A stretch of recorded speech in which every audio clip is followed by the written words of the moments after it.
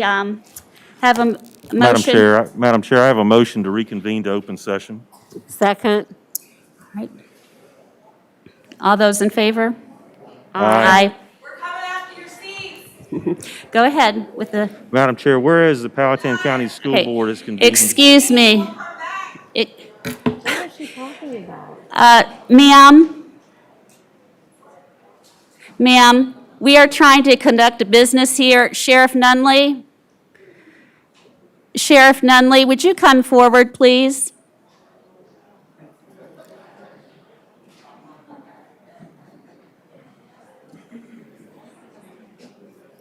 She thinks we're canceling the Yeah. meeting. Okay. Sheriff Nunley, would you mind standing here? I'm trying to conduct the meeting and I'm being interrupted. And if I'm going to be interrupted, the people need to leave if they can't follow what our meeting agenda is. All right, thank you. All right, so. Madam Chair, Yes. whereas the Powhatan County School Board has convened a closed meeting on this date pursuant to an affirmative recorded vote and in accordance with the provisions of the Virginia Freedom of Information Act, and whereas Section 2.23712D of the Code of Virginia requires a certification by this school board that such closed meeting was conducted in conformity with Virginia law, now therefore be it resolved that the Powhatan County School Board hereby certifies that to the best of each member's knowledge, only public business matters lawfully exempted from open meeting requirements by Virginia law were discussed in the closed meeting to which this certification applies, and only public business matters were identified in the motion convening at the closed meeting were heard, discussed, or considered. Aye. Aye. Aye. All right, we are going to end our workshop now, and we will move to put the superintendent's report with A, B, and C on our 7 o'clock meeting. Do we have a motion for that? Motion to that effect, Madam Chair. Do we have a second? Second. All right, second by Mrs. Ayers. All those in favor, say aye. Aye. Opposed? Motion passes. All right. 7 o'clock, workshop adjourned. All right, for those of you that are new, this is where we turn over from the workshop to the meeting. And what we're going to do is start with the recognitions. So as soon as we have transferred over to the meeting, we will begin that meeting. Thank you.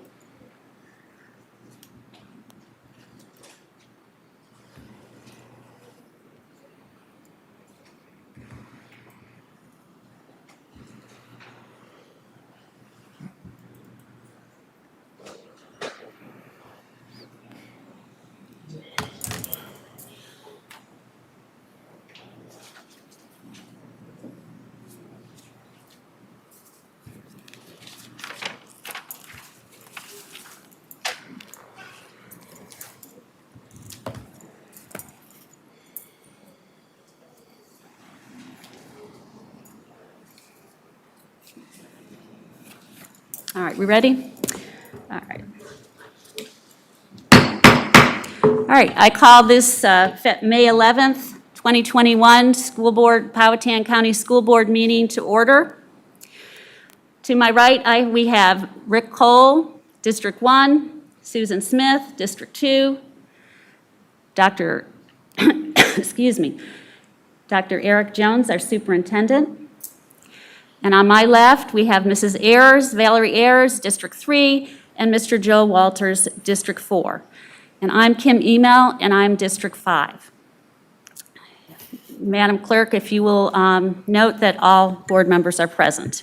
All right, if we could please have the Pledge of Allegiance and the invocation by Mrs. Smith and Mr. Walters. Please stand. To the flag of the United States of America and to the republic for which it stands, one nation, under God, indivisible, with liberty and justice for all. Thank you. Let us pray. Our dear Heavenly Father, we thank you for all the many blessings that you have bestowed upon us. We thank you for your grace and we thank you for your mercy. Dear Lord, as we come together to discuss the business of the schools and the county and the students, the parents, and all who are involved, Give us the direction and guidance that we need to make the right decision for all concerned. Thank you for all the things that you do for us. In Jesus' name, amen. Amen.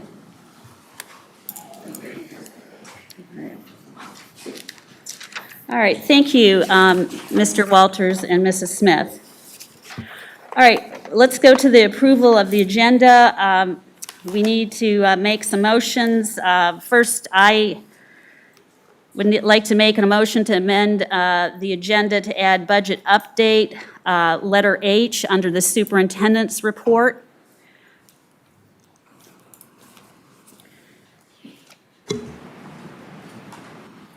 Do we have a second to do that? Second. All right, we have a motion and a second. All those in favor, say aye. Aye. Aye. All right, that passes. And then do we have a motion to add our 3 items from the workshop?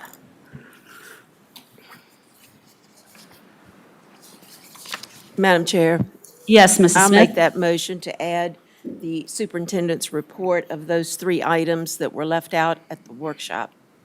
All right, do we have a second? Second.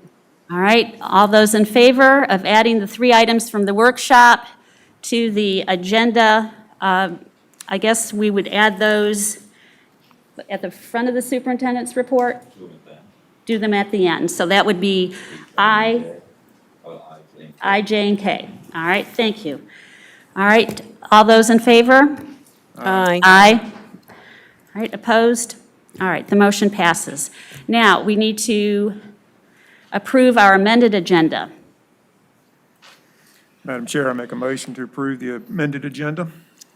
Do we have a Second. All right, all those in favor of the amended agenda, please respond by saying aye. Aye. Okay, nobody's opposed. All right, next item of business is our bills and receipts. Do any members have questions on the bills and receipts for this month? All right, since there are none, we will move on. The approval of minutes. Do we have any corrections to the minutes from our last 3 meetings?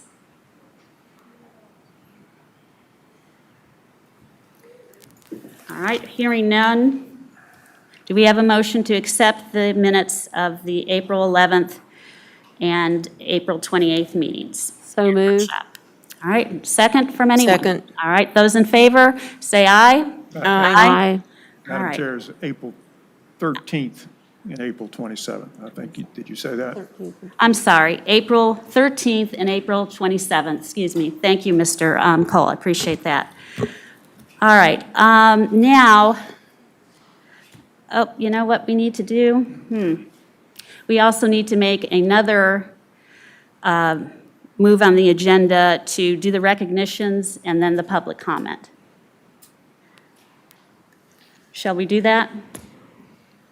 So those that, okay, do you want to do that, board? Do the recognitions before the public comment? Yes. Sure. Okay, well, would you like to make that motion then? I make a motion that we move on the agenda recognitions prior to the public comment period. All right, well, wait a minute. We're going to have to stop and go back and re-amend, correct?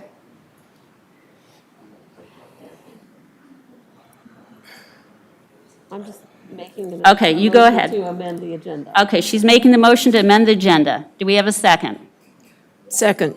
All right, we have a motion and a second to amend the agenda to move the recognitions to number 2 and the public comment period to number 3. All those in favor? Aye. Aye. All right.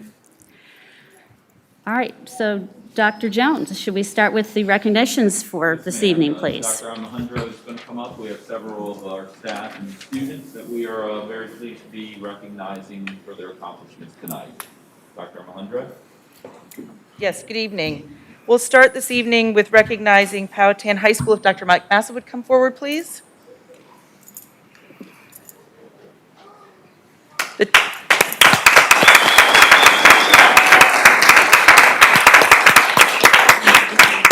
Powhatan High School is being recognized for receiving the 2020 Board of Education's Continuous Improvement Award through the Exemplar School Recognition Program.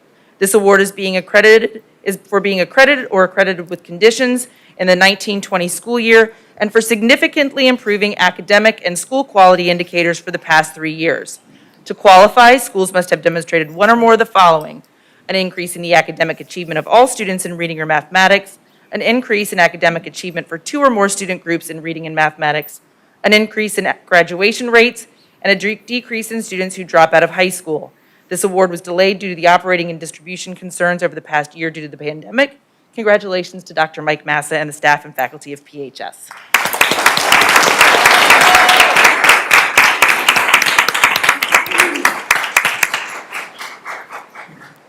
Next, we'd like to recognize our nurses, and I know several of them are here, so if they'd come forward, please, so we can recognize you all.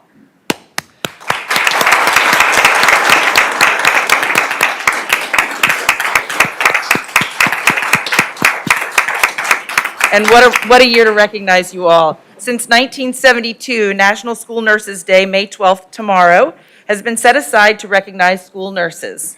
National School Nurses Day was established to foster a better understanding of the role of school nurses in the academic setting.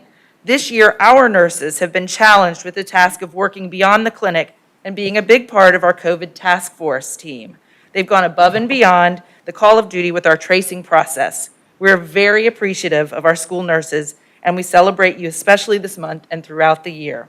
Harriet Jamerson, PMS, Kathy Vaden, PHS, Vicki Maxey, PMS, Marianne Huber at Flat Rock, Ashley Sloan at Powhatan Elementary, Jennifer Lawson at Flat Rock, Arla Thompson at Pocahontas, and Tammy Willis at Pocahontas. Thank you so much, ladies. Really, thank you.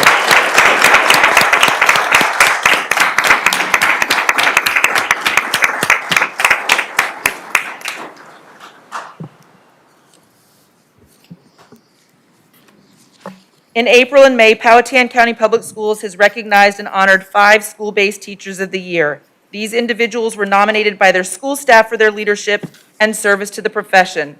They're going to serve in this role for the 21-22 school year, and on May 5th, Powhatan County Public Schools announced our 2022 Teacher of the Year. Tonight, we're going to publicly recognize and congratulate all of these individuals for their hard work and dedication to their students in the profession. I'd like to ask Ms. Tracy Payton to come forward.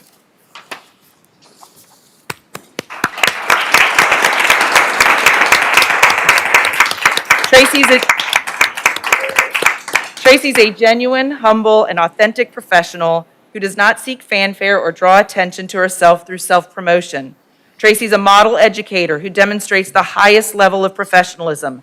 She's creative, energetic, compassionate, and diligent in her work. She has a constant willingness to help with anything. Tracy's dedicated to discovering ways to support her students' needs. She goes above and beyond daily, making sure lessons and activities are tailored to meet the needs of her students. As a collaborative partner, she shares the responsibilities of all students and is duly responsible for their instruction, accommodations, and goals. Tracy's a quiet asset to Flat Rock Elementary, constantly lending her expertise and making contributions to the field of education. This is from Mrs. Nelson. Congratulations, Tracy.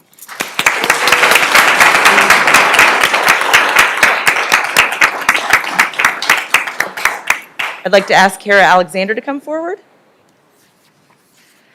As she's coming forward, let me,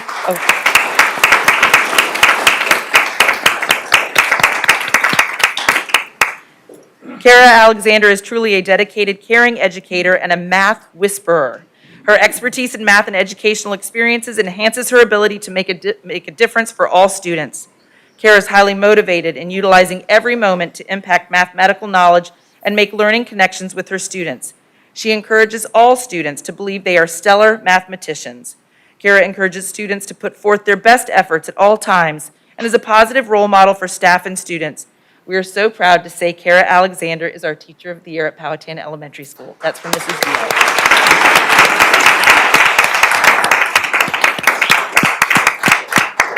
Jessica Miller.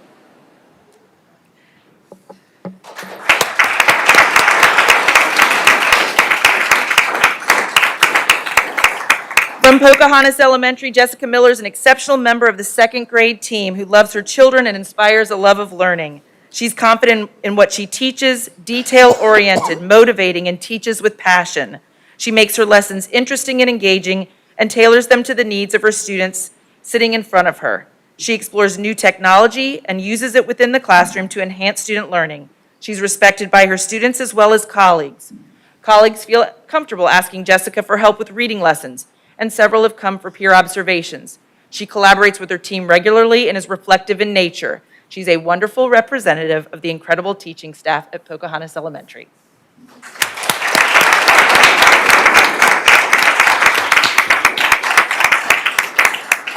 I know we have a few of them here, but Powhatan Middle School, as part of the Teacher of the Year nomination process, a teacher nominated the entire staff of Powhatan Middle School for their Teacher of the Year. And here's part of the nomination. We've faced COVID square in the face to accomplish this while many other school districts remain virtual.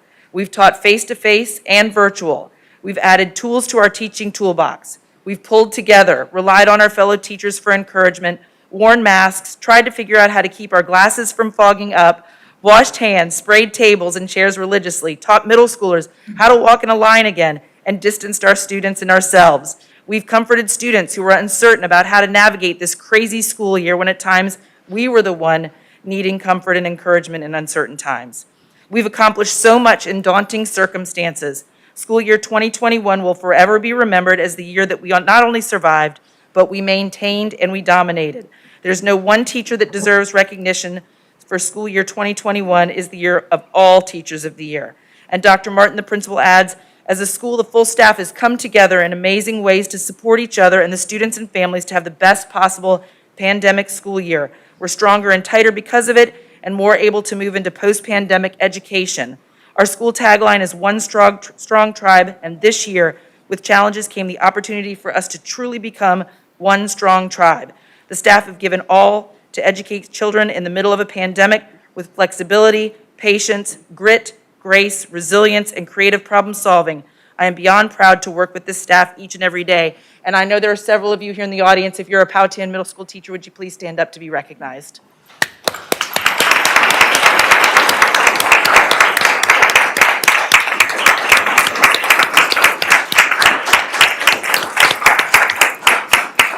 And moving on to represent Powhatan County Public Schools as the Teacher of the Year, Ms. Nancy Taylor, if you'd please come forward.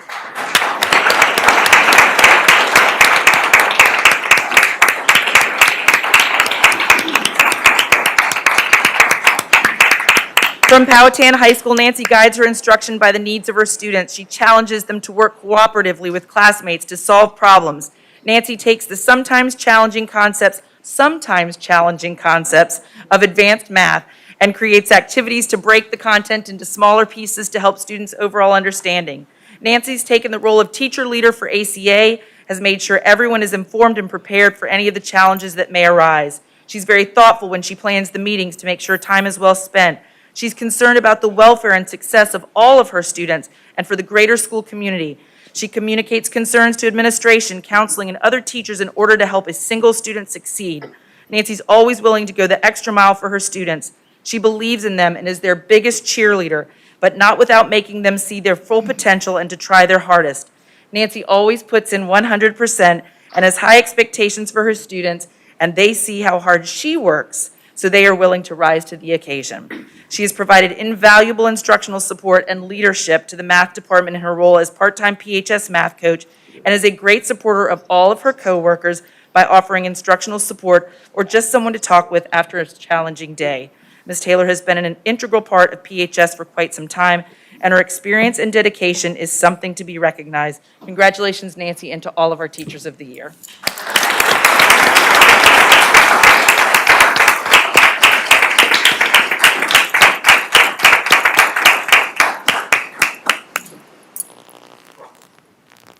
We'd like to continue with the recognitions of our Support Staff of the Year and Transportation Members of the Year.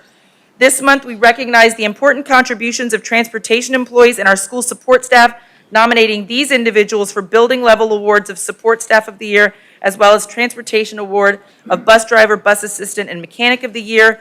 The following staff have been recognized by their school or department for their hard work and dedication to our students in the profession. And normally I can see them, but with our large crowd, I can't see if everyone's here. But if Miss Veronica Sanders is here, would you please come forward? Ronnie? That's the secretary and bookkeeper at Flat Rock. Let's recognize Veronica Sanders, please.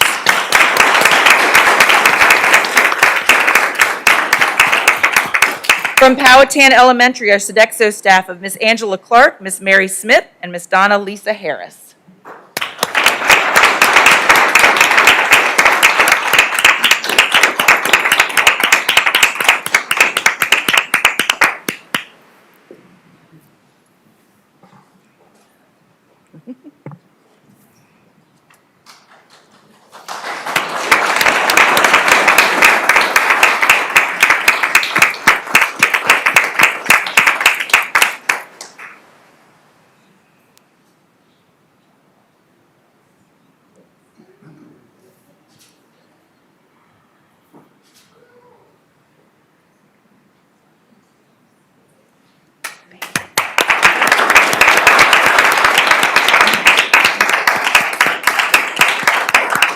From Pocahontas Elementary, Miss Amy Tucker, an instructional assistant, I believe, yep, there she is.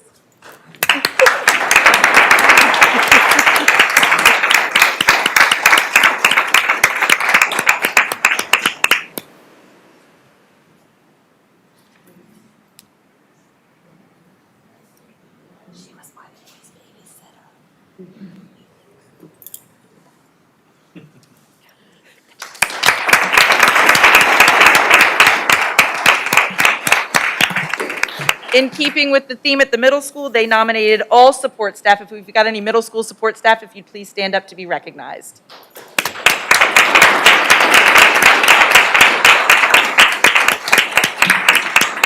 And at Powhatan High School, Mr. Jared Lisker, our computer technician, is not here.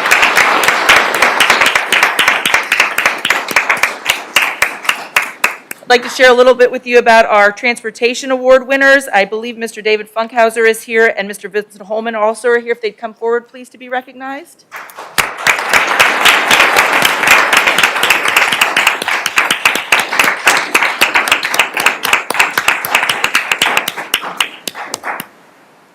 Bus Driver of the Year, Mr. Funkhauser, there's a quote that being a school bus driver is not just a job, it's an adventure.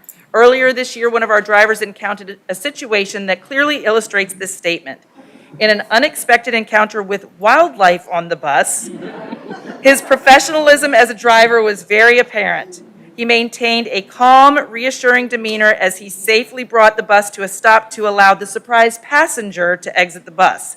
The professional manner in which he conducted himself in an unexpected event was an excellent example of how seriously our drivers take the safety of our students they transport. Thank you.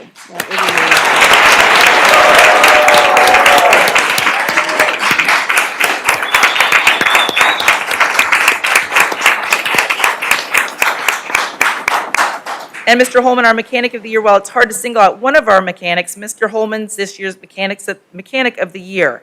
His professionalism and mechanical knowledge make him a great asset to the PCPS transportation staff and students. As others, he's gone above and beyond this year, even filling in on bus routes that needed driver coverage. Thank you for that.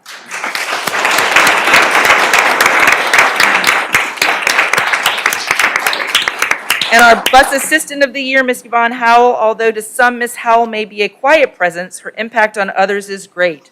Described as helpful, caring, and reliable, it's no surprise she is well loved by the students on the bus in which she serves as an aide.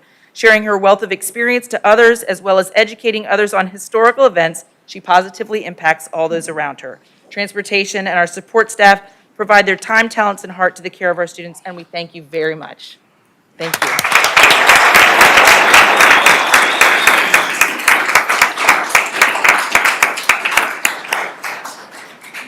We also have a few students to recognize this evening, and I don't know if I've got any of them here, but as I tell you a little bit first about our Southside Regional Art Contest, each year the VSBA, the Virginia School Boards Association, sponsors a regional art contest.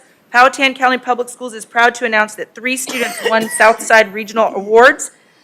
19 school divisions are members of this region. PCPS students won at all 3 levels, elementary, middle, and high school. Congratulations to our student artists and their teachers.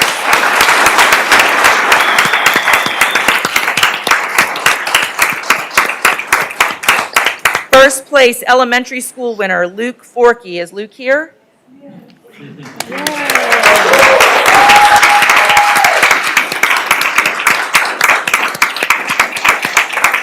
Luke won for Zentangle Bunny. He's a student at Pocahontas Elementary School and is a student with his teacher, Elizabeth Martin. Congratulations. Is it on the screen?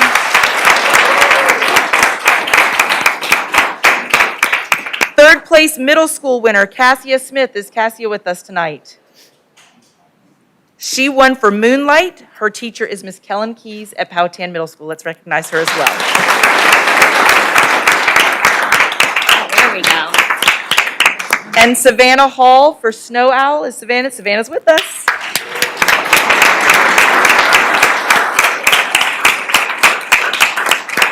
Savannah took second place overall, and you can see their artwork now on the screen as well. And her teacher is Stephanie Wirt. Great job.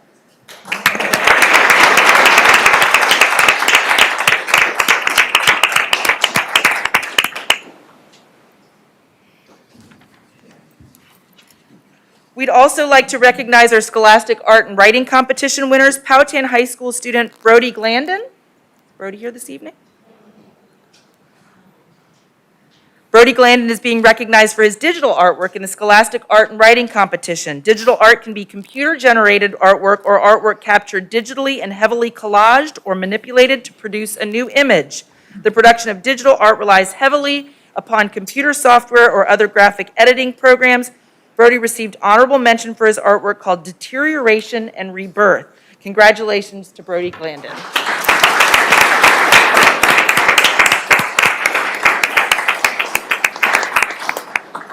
And our final recognition is for our stock market game winners. Team VA 2377267 from Flat Rock Elementary School ranked higher than any other elementary school team in the state for the spring stock market game session for Virginia. Congratulations to students Mackenzie Ringstaff and Kara Emery, who are coming forward.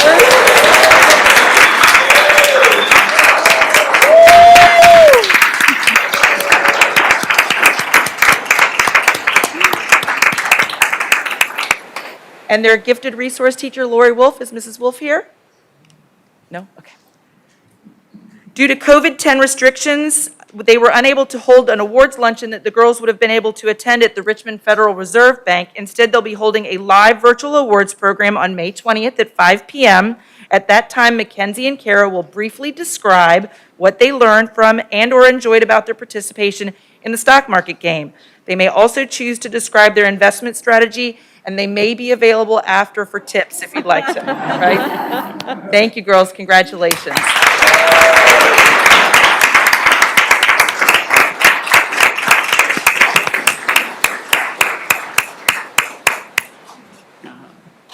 Thank you, Dr. Alejandro, and congratulations to all of the students and teachers and staff members. What a great night. Let's give them one more round of applause.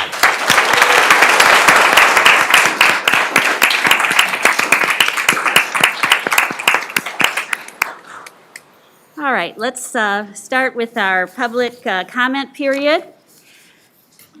In accordance with school board policies BD, DH, and KD, any resident of Powhatan County may address the board during public comment. At this time, citizens are invited to address the board. When it is your turn to speak, please come to the podium and wait to be recognized by the chair. Each individual will have 3 minutes, and delegations will have 5 minutes to provide their comments. Please respect this time limitation so others may address the board. A maximum of 30 minutes will be designated for public comment this evening. Please address your comments to the board as a whole, not individual board members, the audience, or staff, and please begin by stating your name.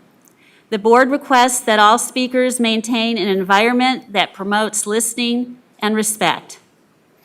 The board will not respond or address issues raised by speakers during the course of public comment, and speakers are reminded that the board chair is authorized to stop or remove any speaker who uses vulgar, disruptive, or threatening language.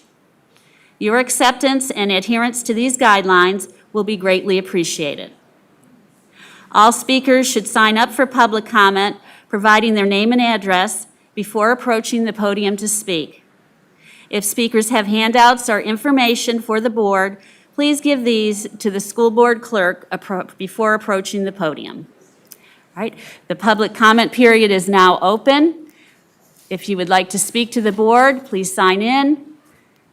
Mrs. Hockaday, is our sign-in sheet in the back? Okay, please sign in the back and then come step up to the podium, please.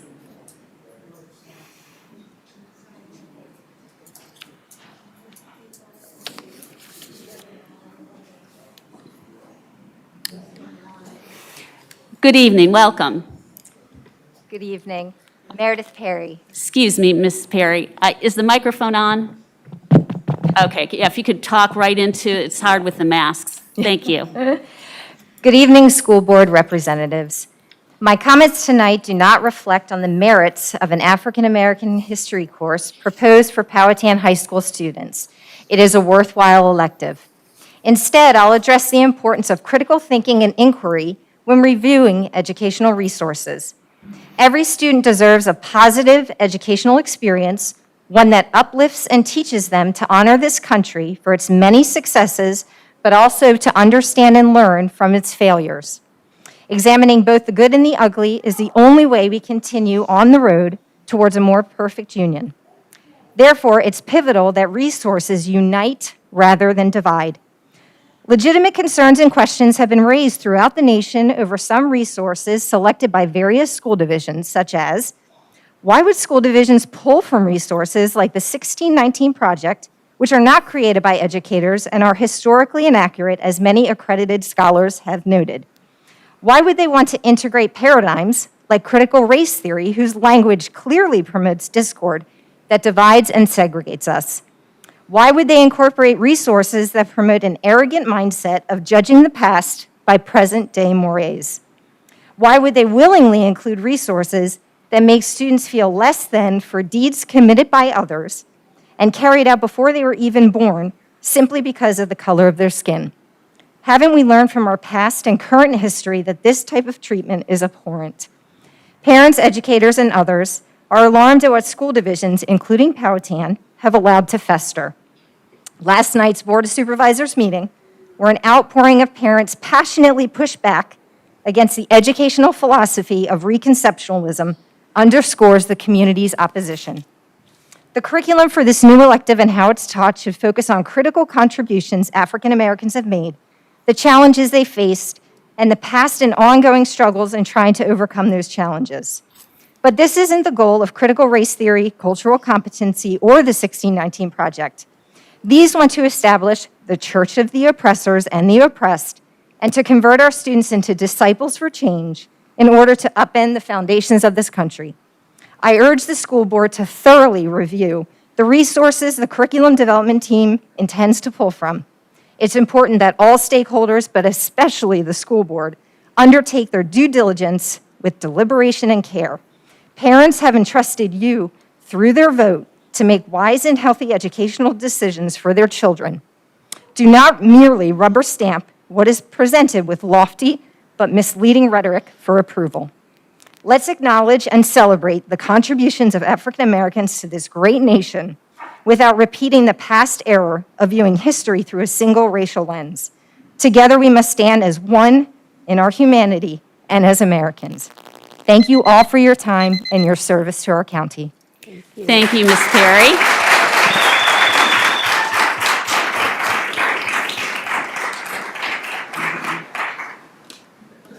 Good evening. Good evening.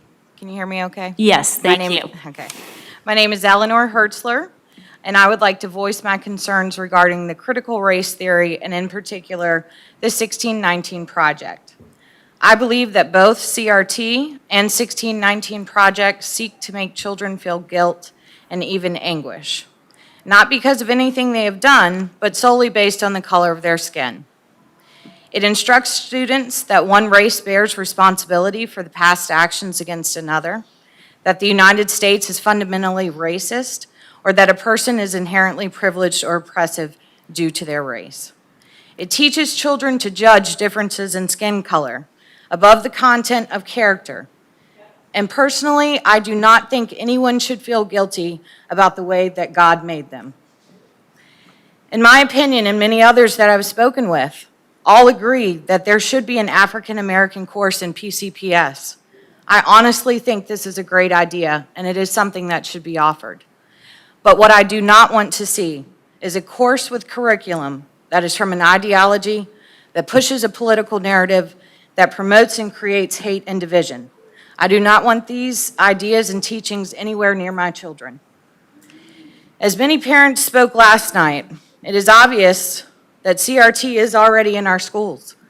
I'm asking the board, what is going to be done about this? Who is going to be held accountable, and how are we going to fix this issue? Both sides here have created some tension.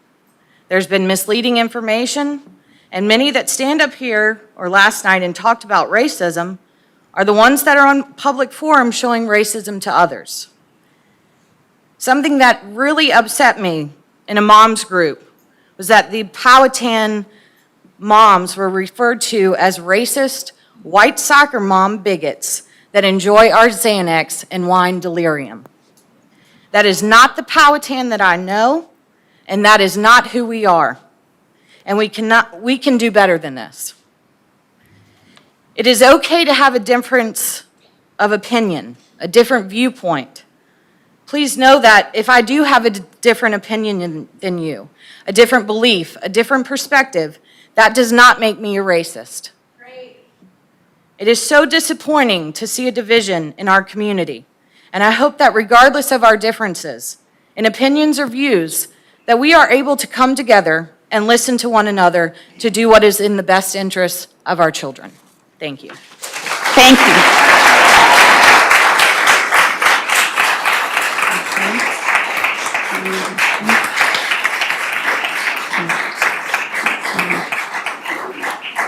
Thank you, ma'am.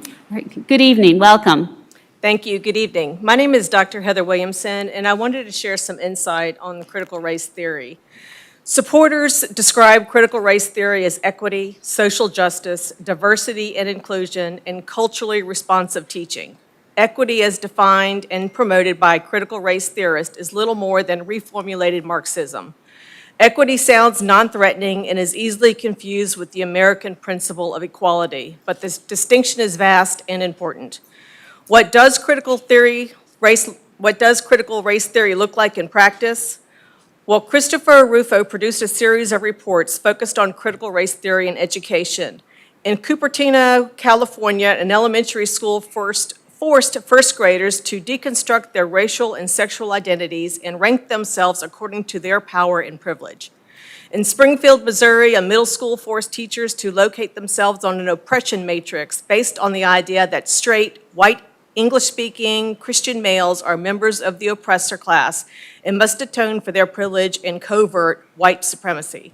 In Philadelphia, an elementary school forced fifth graders to celebrate Black communism and simulate a Black Panther rally to free 1960s radical Angela Davis from prison, where she had once been held on charges of murder. And in Seattle, the school district told white teachers that they are guilty of spirit murder and against Black children and must bankrupt their privilege in acknowledgement of their thieved inheritance. We have our own examples of CRT being used to indoctrinate Powhatan students here. For example, fourth grade March guidance lesson, 9 and 10-year-olds at Pocahontas Elementary was supposed to be about tolerance, and yet the teachings focused on racism, transgender, gay pride, BLM, and Republicans and Democrats. I don't think this is appropriate for 9 and 10-year-olds. Were the parents notified of this politically charged topic? Excuse me, ma'am. Okay, there will be no one talking in the audience. If you are going to talk, I will ask the deputy to remove you. We're trying to listen to her tell us her public comment. Thank you. Go ahead. Why were political groups brought into it if it wasn't about pushing an agenda? Second, fourth graders March guidance lesson, 9 and 10-year-olds again at Pocahontas Elementary were required to read Julian is a Mermaid. This is the book about a boy who wants to be a woman. And how does this support the SOLs? Third, seventh grade history worksheet asked 12-year-old students were topics about LGBTQ, abortion, and the death penalty. These topics are not appropriate for this age and should not be taught. These are discussions for parents to have with their children. No longer simply an academic matter, critical race theory has become a tool of political power. Those who support critical race theory must be confronted with and forced to speak to the facts. Do you support public schools separating first graders into groups? Thank you, ma'am. Your time is up. Appreciate it.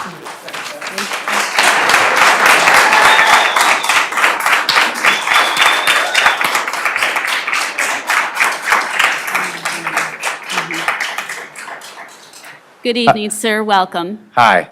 Hey, my name is Don May. I'm at 3571 Pineview Drive in Powhatan.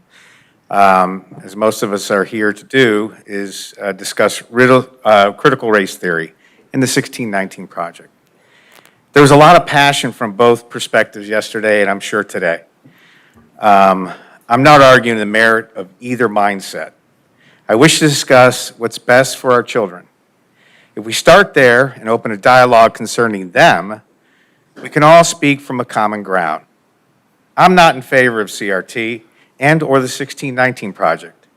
This is why I'm absolutely certain, this is why I'm discussing this, and I'm absolutely certain that there are elements of CRT that are needed. But without understanding the depth and scope of that theory, why would I be okay with this theory? We must discuss perhaps implement some components, but we must discuss the stuff. We must open a dialogue. And with that being said, my 17-year-old son, I think, said it best. The movement forward on the LGBTQ community is driven by cultural change. There's no curriculum in school, any school, saying straight people are evil.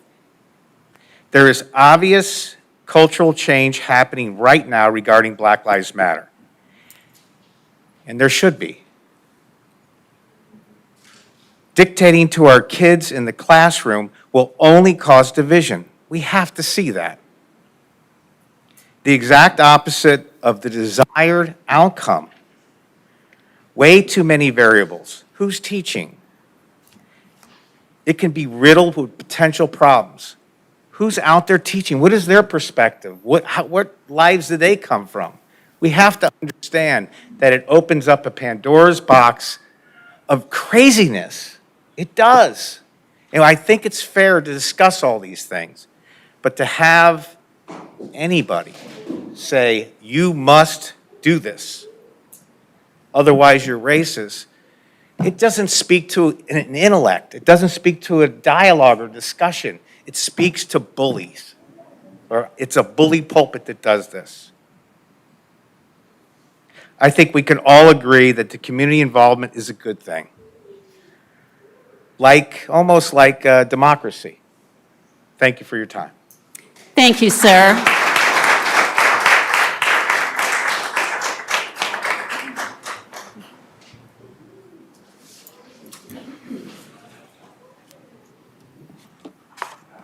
Good evening and welcome. Good evening, members of the board.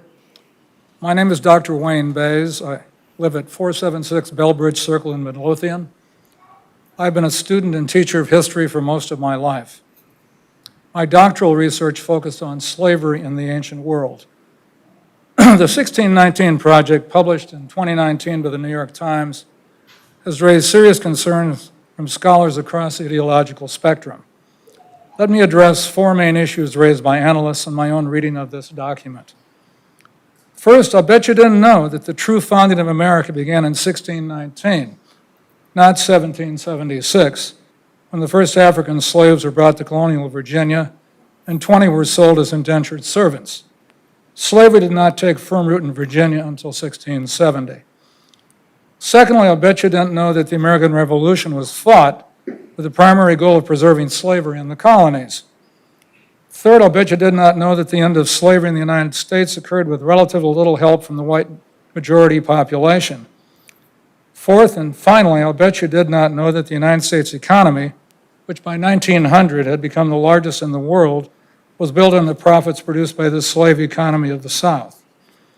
The creation of the 1619 Project and subsequent modification is condemned by many, but notably by even a world socialist organization as a, quote, a stunning act of intellectual dishonesty, if not outright fraud, unquote. The project asserted that all of American history is rooted in and defined by white racial hatred of blacks. There is no historical evidence to support this claim. What you should know is that slavery had existed for 5,000 years, and that the Spanish had brought African slaves into the world a century earlier. Slavery did not start in Virginia. Secondly, the false claim that the American Revolution was fought to preserve slavery has been so severely debunked that the New York Times was forced to modify its online version. Interestingly, it was white Christians, Mennonites, and Quakers who first challenged in the 1680s the very existence of this monstrous system. An abolitionist movement gained traction and eventually became a major political force. Similarly, the Civil War that ended slavery in the United States was mainly fought by white Americans. 360,000 Union soldiers died to free 4 million slaves.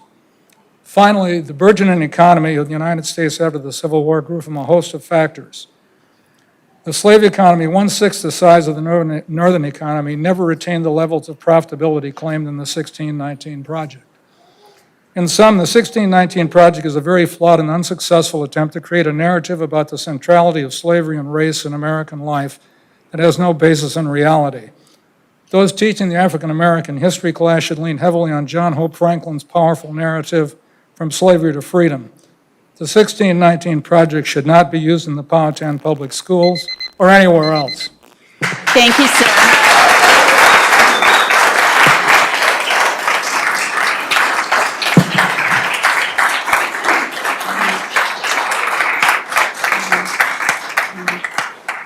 Thank you, sir. Good evening. Welcome. Good evening, Madam Chairwoman and members of the board. My name is Joe Ordia. I reside at 3343 South Meadow Circle in Powhatan. And I'm here tonight to speak about this critical race theory. But before I get into that, I want to share a story about my family. My father emigrated to the United States in the 1960s. He came from West Africa. He grew up in a village called Ekpoma in Edo State, Nigeria. And although he didn't have much as a child, he excelled very well at academics. He graduated his undergraduate degree from the University of Ibadan. And after that, he was able to come to the United States on a student visa for postgraduate work, first at Bates College, but later he was accepted to Harvard Medical School, where later he would graduate as the first African-American neurosurgeon from Harvard Medical School. All right, good for him. And the reason that I say all this is because America is not a fundamentally racist country. And when you travel the world, as I have, and you talk to people in Africa, in the Middle East, they all want to come here. White, black, brown, doesn't matter, because they know that in America, if you work hard, you can make something of yourself. You can build a life for yourself and your family. You can have success. Now, this teaching of this critical race theory, it is designed to divide and conquer us as a society. It teaches lies. It teaches lies to both black students and white students. It teaches black students that regardless of whatever they do, that they can never compete and succeed on their laurels because they're always going to be fundamentally disadvantaged in the so-called white man's world. And it teaches white students that regardless of the condition of their heart, they are always going to be evil and incurably racist because it's just baked in. Now, this is false, and it really is a perverse ideology. You know, if you want to find real racism, why don't you look at the money behind this toxic Hollywood, pop culture, manufactured hip-hop culture that our youth is being attacked with? Yeah. It is a psychological warfare attack on our youth, and that's where the real enemy is. You want to find racism, look at the money behind Hollywood and the hip-hop industry. Oh, there you go. Okay. Excuse me, sir. This is how it works. Excuse me, sir. Again, if you can't be quiet while someone is speaking at public comment so the board can hear them, you will need to be, you will be removed. Yeah, Please go ahead. I'd like to reclaim, thank you, I'd like to reclaim about 15 seconds of time that I lost there. I'm just going to summarize it with this. I'm speaking for thousands of residents here that don't have a voice in the room tonight. We do not want the critical race theory taught in our public schools, okay? I have thousands of people willing to vote board members in and out on this issue only, and we are paying attention. So, as your constituents, as your bosses, I am directing you to not allow any more critical race theory in Powhatan schools. Thank you. Thank you, sir.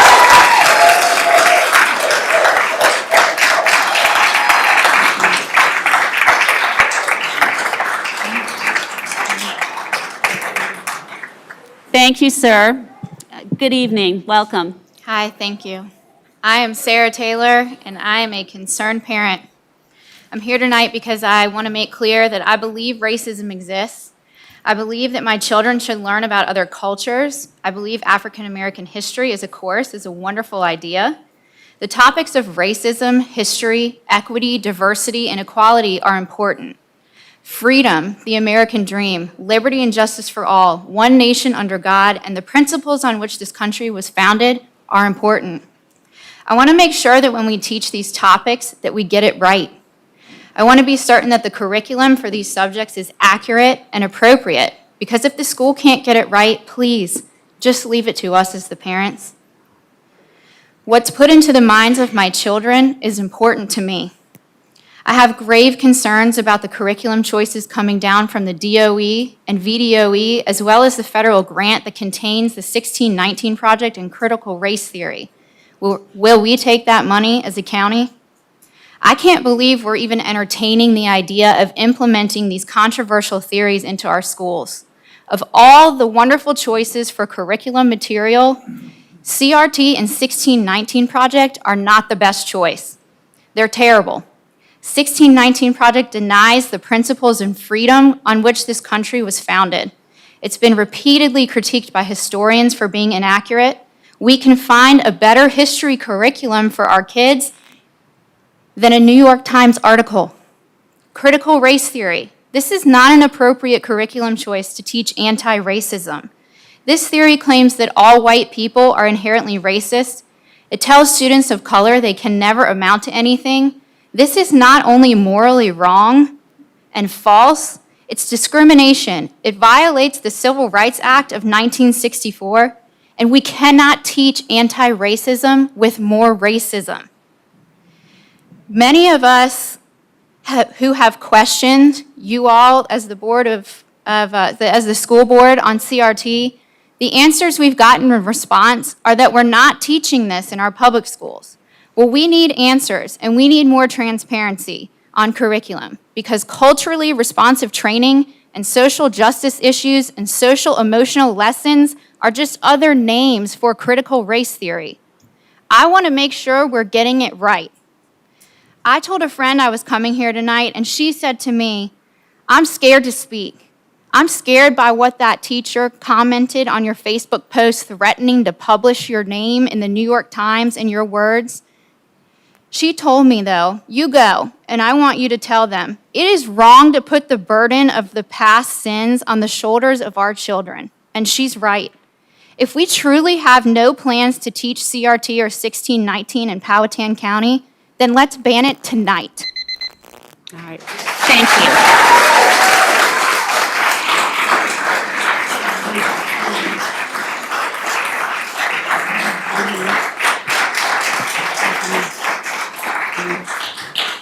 Thank you, ma'am. Good evening and welcome. Thank you for your service and your work. I'm here as a resident of Powhatan, but most importantly, I'm on the board of a national organization known as... Excuse me, can you start with your name and your address, please? Oh, can I get my time back? I'm Vicki Hurt. Excuse me, Vicki. Can we start the time over again? We don't have a problem with that. Thank you. Thank you. I'm Vicki Hurt, 482 Bellbridge Circle. And as I said, I'm a resident of Powhatan. I represent a national organization known as No Left Turn in Education, which we have expanded. We have a Central Virginia chapter. What are we? We're a grassroots movement, parents, families, citizens. We're workers of all kinds. We're attorneys, educators, social workers, scientists, physicians. We believe that K through 12 education should be free from indoctrination and politicization. We are not racist. We are not a hate group. Radical teachings, as you've heard tonight, people outlining them, I won't go through them again, but they are motivated by a political agenda. And deliberately, I feel that it is spread by many teachers, administrators, school board members, and even state officials. And it's infiltrated our school and schools across the nation. Unfortunately, all the list of words that you heard tonight, diversity, equity, etc., they're very aggressive, radical, totalitarian ideology. They're like a wolf in sheep's clothing. And the scary thing to me, so often CRT is incorporated into lessons of a vast number of different subjects in our school, and they are labeled differently. They're different names. It's very difficult to pick them out to identify that this is what we're dealing with. In the USA, it's already been mentioned that it actually is unconstitutional in a violation of the Equal Protection Clause to single out one particular race for shaming or discrimination. I don't care if you're white or black, that applies to you. It is also a violation of the Civil Rights Act of 1964, which prohibits racial discrimination. CRT does not work. There is no evidence anywhere that it improves the lives of people of color. It creates resentment, fear, division, and it conditions adults and children to hate groups of people. It is critical that the school's budget is transparent, particularly regarding any programs, professional development, or expenses for curricula regarding CRT. Taxpayers have the right to know what they are paying for. Powhatan schools receive over 58% of our tax revenue. Please use this money appropriately. This is what we put you in the office to do. This is what we asked you to do. I know that the Virginia Department of Education mandates you to do things that possibly you don't agree with, but you need to stand up and stand for our kids with no indoctrination. Be good stewards of our taxpayers' money. If you're not up to the task, step aside. There are many in this room who are happy to rise to the occasion.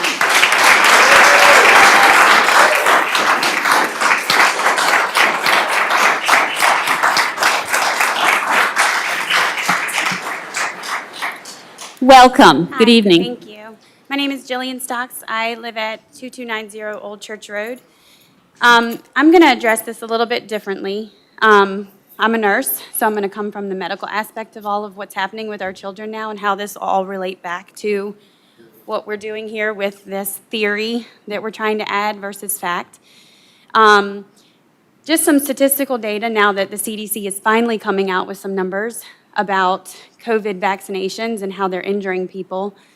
Over 4,000 people have died now from vaccinations, which we know is underreported because most things are underreported.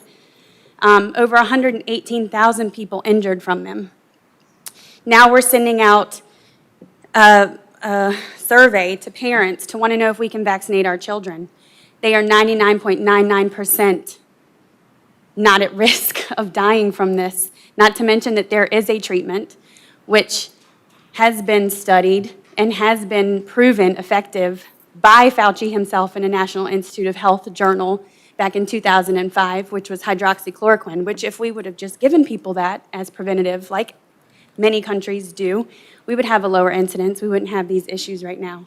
Secondly, masking, which we learned from history, if we know our history, from the Spanish flu. Masks were the problem that were killing people. It was causing secondary infections. It was causing pneumonias. It wasn't the actual diseases itself that were causing so many people to die. It is the bacterial and fungal infections that are being caused.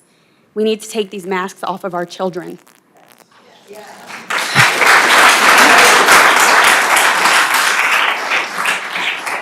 Secondly, I want to talk about, I'm sorry, I'm really frustrated about all this. Social emotional learning. I can make this really simple and really cheap for our county. Take the masks off our children, let them be children, Let them be around each other. Let them live normally. That will help their social emotional learning. We have created so much anxiety and fear in them that should not have happened. Our children are different, and it's going to take a long time for our children to come back from this. There are studies that have shown that children that are kindergarten and younger and toddlers who are not learning properly, who don't know and understand emotion, who can't learn to speak properly because they cannot see people's faces. It is not fair. They didn't ask for this, not to mention that year on year, our death rate is the same. We have the same deaths that we've had year on year. Although the flu went away, cardiac went away, cancer went away. How is that? It's just not, it's not the case. So I don't want to spend my time with this, but Thank you, ma'am. We appreciate your there comments. is something that I would like to serve. Thank you.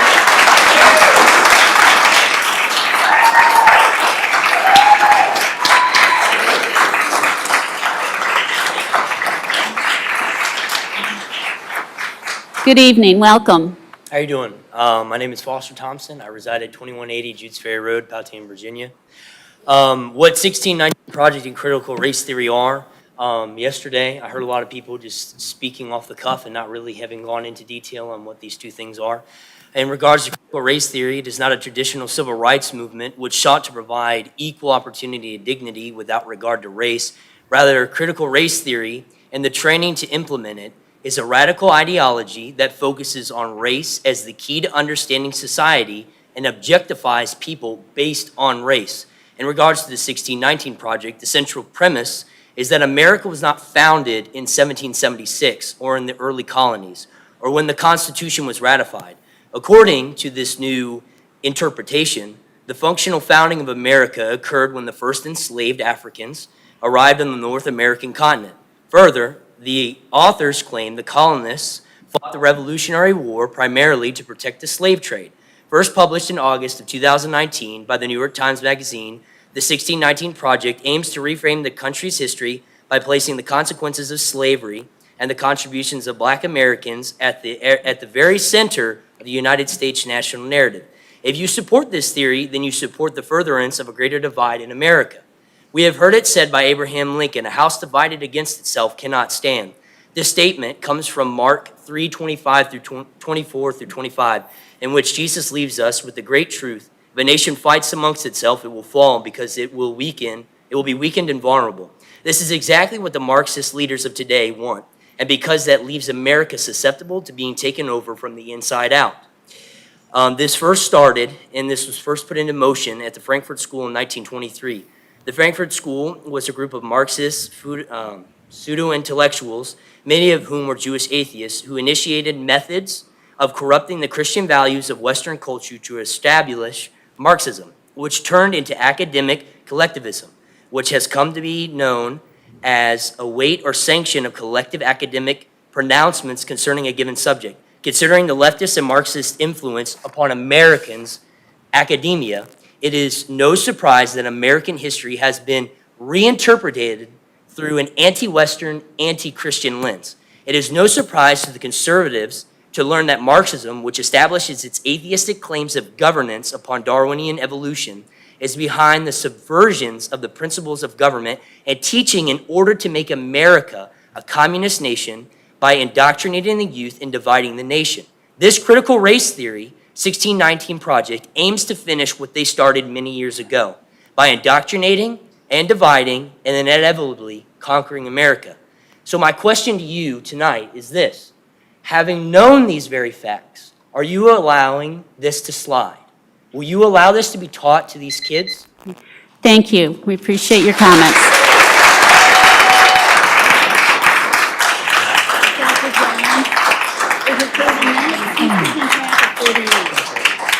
Okay, excuse me. Ms. Hockaday, excuse me, sir, just one moment, please. Ms. Hockaday, are you keeping track of what, have we reached? We have reached 30 minutes. All right, excuse me while all right, board members, if we want to have a motion to hear the rest of the people, I need to make a motion. Madam Chair, I'll make that motion. I'll second. All right, all those in favor, say aye. Aye. Aye. All right, so we'll continue, please, Mrs. Hockaday, for another 30 minutes, and you'll let us know when the time is up, please. Thank you. Good evening, sir. Welcome. Good evening, and I appreciate that. My name is, can you hear me all right? Yes, uh-huh. That's not my name, sorry. Move the. My name is. Sir, move the microphone. Yes. There you go. Is that There you good? go. Yes. Testing, testing, one. Can you hear me in the back? Fantastic. All right. My name is Bilal Rayshuni. I live at 1915 Old Tavern Road, and up to this point, I feel very alone in this room.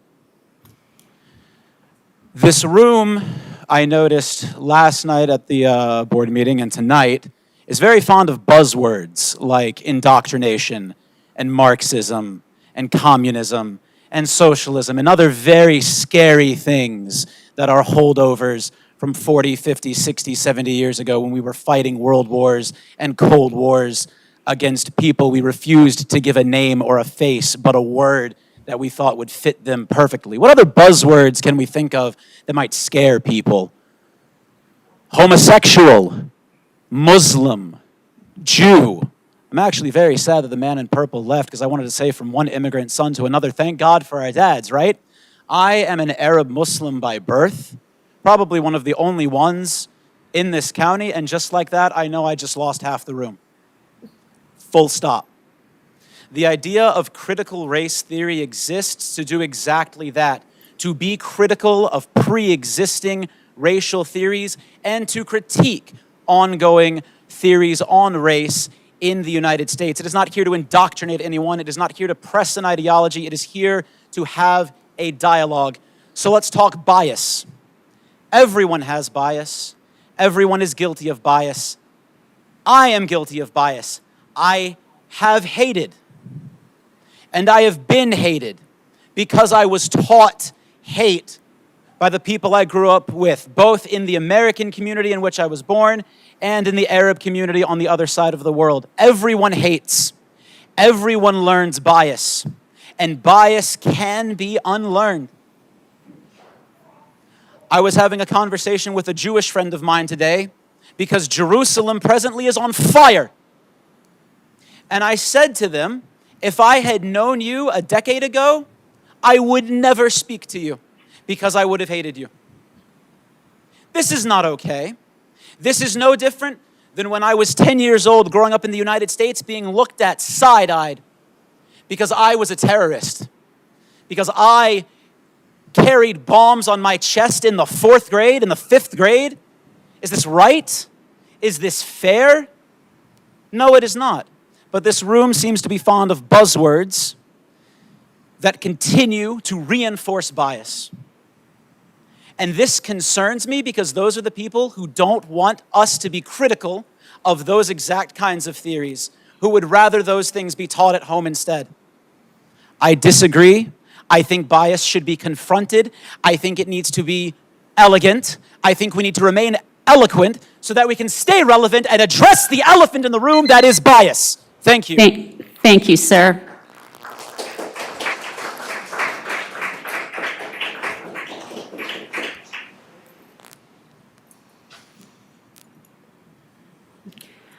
Good evening, welcome. Good evening. Can you hear me? A little louder, please. Can you hear me? Yes, good, Perfect. thank you. My name is Mackenzie Coley. I'm here tonight to simply say what many before me have and what many last night did. Critical race theory should not be used in our schools. I know discrimination still exists and unfortunately always will. By merging CRT into our classrooms, we will never see a decline in that discrimination.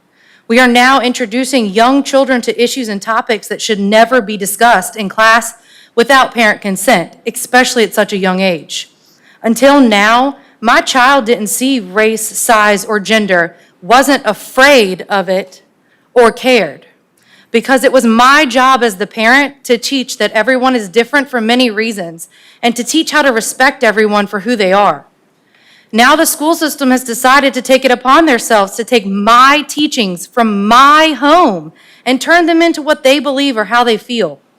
I am not discrediting anyone's feelings or the hurt that they have faced in their life, but that is not my child's burden to carry. Last night, a student from the high school stated that he was heartbroken when he entered his class and his teacher had told him that she had been threatened on social media. Why is it okay that a teacher is sharing that personal issue with a student? And why is it now his job to carry and feel that burden that she hurts and feels? A 9-year-old girl at PCPS was told by her teacher that she should never wear a black or brown mask because it is offensive to those of color. Third-grade students at PCPS were shown through vocabulary video the difference between walking down the aisle and the aisle of by seeing two men at the end of an aisle to get married. Little girls at PCPS are being told that they can't dress up for Halloween as someone of a different race. No Jasmine, no Tiana, no Mulan. I don't know about anybody else, but my daughter thrives off of Disney. Again, why are educators being allowed to express their feelings and opinions on the children in their classroom?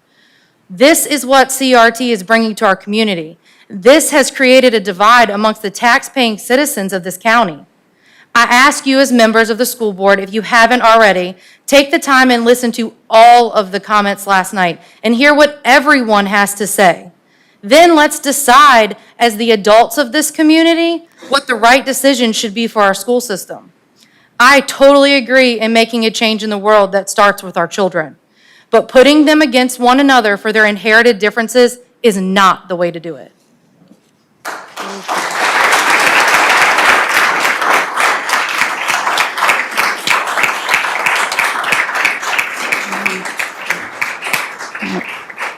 Thank you, ma'am. All right. Good evening, welcome. Good evening. My name's Andrew Sneed, and this is my wife, Fanny. We live at 3710 Maidens Road.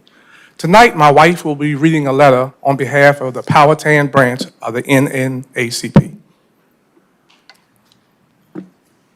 Good evening. Just to give you a little history of the Powhatan, or the actual NAACP.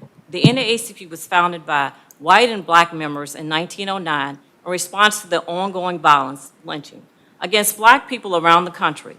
The NAACP, the National Association for the Advancement of Colored People, is the largest and most preeminent civil rights organization in the United States of America. We have over 2,200 units and branches across the nation, along with over 2 million activists. Our mission is to secure the political, educational, social, and economic equality of rights in order to eliminate race-based discrimination and ensure the health and well-being of all persons. We would like to thank the Board of Supervisors, the school board, the Dr. Jones, the central administration staff, as well as all the teachers, principals, administrators, nurses, library staff, aides, bus drivers, mechanics, cafeteria workers, custodial staff, and volunteers who have helped to make the school year possible. In the wake of COVID-19, you all were faced with so many unknowns. However, you developed a contingency plan for every possible situation, and execution of those plans have been outstanding. We appreciate how you overcame your own personal fears and doubts regarding COVID-19, as well as risked your personal health and the health of your family to ensure the educational welfare of our students. Because of your commitment, parents were able to consistently work without having to worry about their child's education. We appreciate how the teachers not only developed in-person curriculums, but also virtual curriculums. Again, we say thank you. We appreciate how, when asked to give an explanation of the African American History elective, your staff made an excellent presentation to the NAACP, which answered all of our questions and concerns. Last evening, the Board of Supervisors meeting, at that meeting, members heard several of the residents of the community speak about critical race theory, and we have here tonight, and the 1619 Project, and how it is being taught in our school system. We know that's not a fact. Unfortunately, people spread rumors to the point it becomes a fact to them, and that rumor causes them fear. However, it is important that our students learn history and from all perspectives and all accounts, not only from a certain few authors.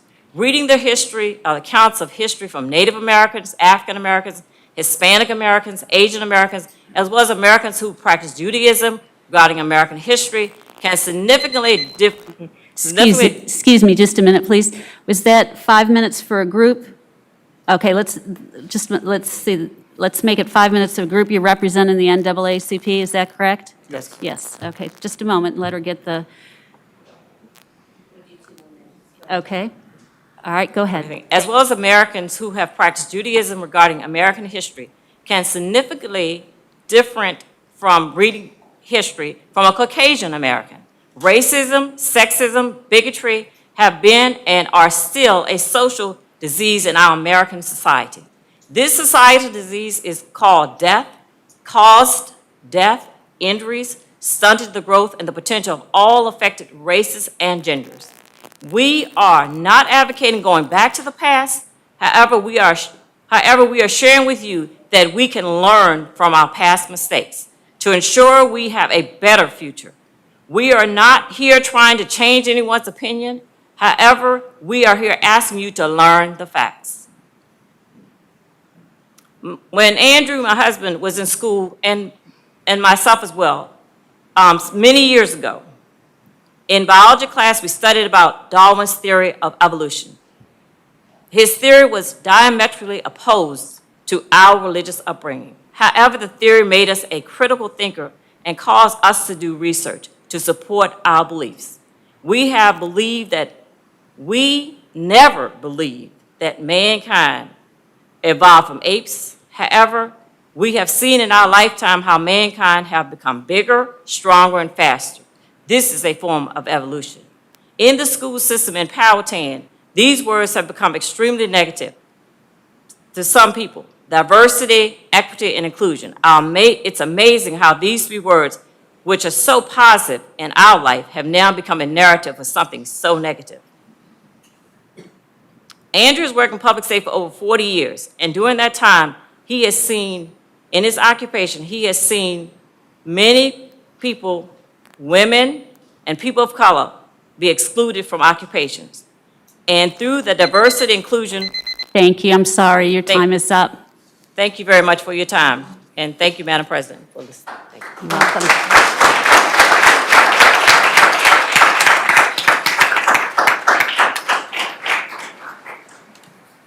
Good evening, welcome. Good evening, I can take this off? Okay. Let me get my glasses. Amy Wood, 5635 Cartersville Road. I'm going to do something a little different. I'd like to thank y'all. I'd like to thank you for your work, basically to promote equity and equality and inclusion in the schools. I'm going to read a resolution that y'all voted on last summer. The resolution is, our school division can and will, be a sanctuary of safety in our community as we build and strengthen trust with those we serve, and we model the acceptance of all people. And this is an initiative that has been worked on this year to promote and foster an inclusive educational environment. This is the letter I wrote to the Board of Supervisors. I think it's okay for me to read it because I'm the one that wrote it. Dear Board of Supervisor members, I am writing to request your full support of Powhatan County Public Schools and their current and future initiatives to ensure that all children have access to an affirming and inclusive educational experience. As a parent, I have taken advantage of many of the resources, presentations, invitations to see guest speakers, motivational speakers, seminars, programs, etc., over the past 13 years, and have never been alarmed or dismayed at any of the content or text that was presented to parents, community members, and students. Unfortunately, the majority of these sessions were very poorly attended by parents and community members. Although many that were never in attendance and are often the ones that are fighting so hard to disparage and discredit these events and information. I also attended the recent Student Services Emotional Wellness Parent Night held online on April 27th, and I can personally report that there were more hosts and presenters attending than there were parents. Again, none of the information provided was alarming or dismaying. In fact, there were several resources explained and detailed that would be of great benefit to anyone in our community if they were ever needed. Again, I ask for your full support. So that was my letter to the Board of Supervisors. There's many, many programs and clubs in our school that work with your initiative. They are trying to create an equitable learning environment. They're trying to create support, promote diversity, tolerance. Appreciate you for helping and supporting all these educators and students that work for this. I have one more quote that I read this year that I think kind of sums this up. You cannot change what you don't measure, and you cannot measure what you do not acknowledge. So I thank you for doing that. Thank you, ma'am. Yeah.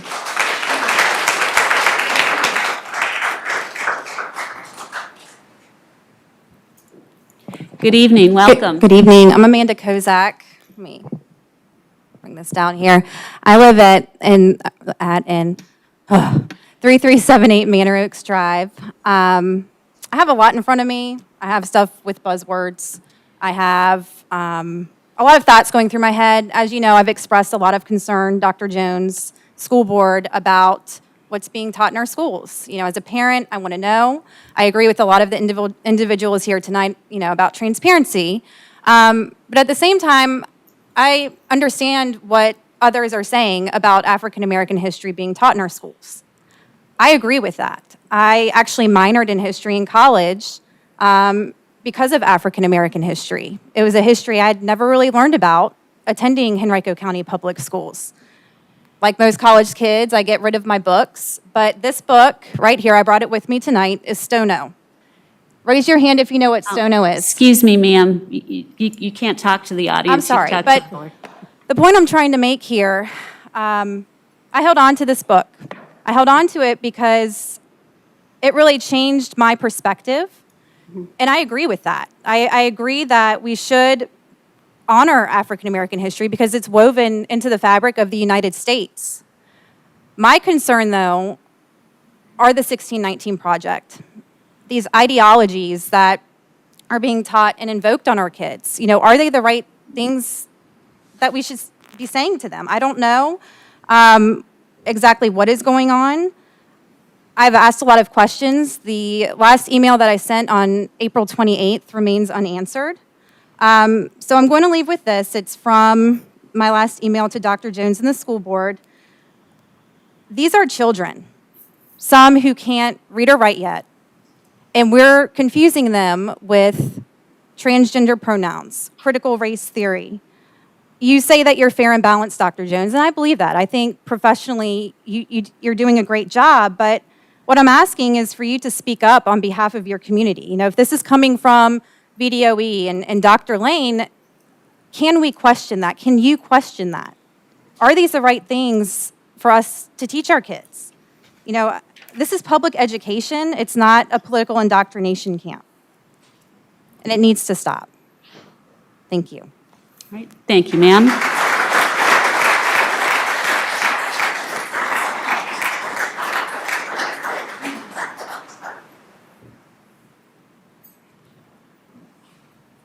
Hi, I'm Terry Stratton, and I live in District 3. Good evening, welcome. Thank you. First, I want to say that I applaud all of you for adding the African American studies. I think this week has been confused that a lot of people are opposed to it.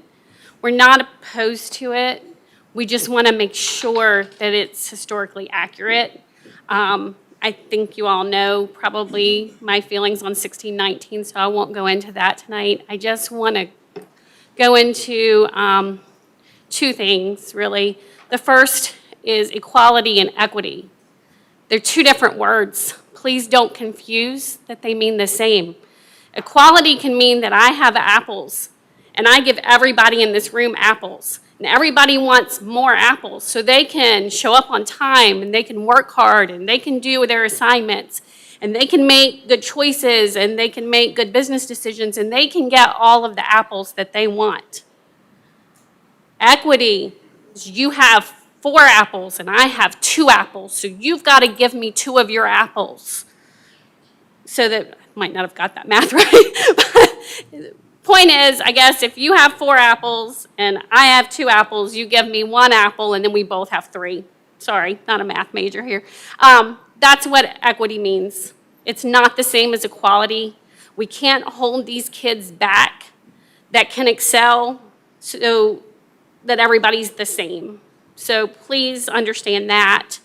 And I read something a few weeks ago that has stuck with me, unlike most things before, is you can be hateful and live in a hate-filled world. You can be loving and kind and live in a loving and kind world. You can be divisive and live in a divided world. And you can be unifying and live in a united world. They are all the same world. It's your choice. Thank you. Thank you, ma'am.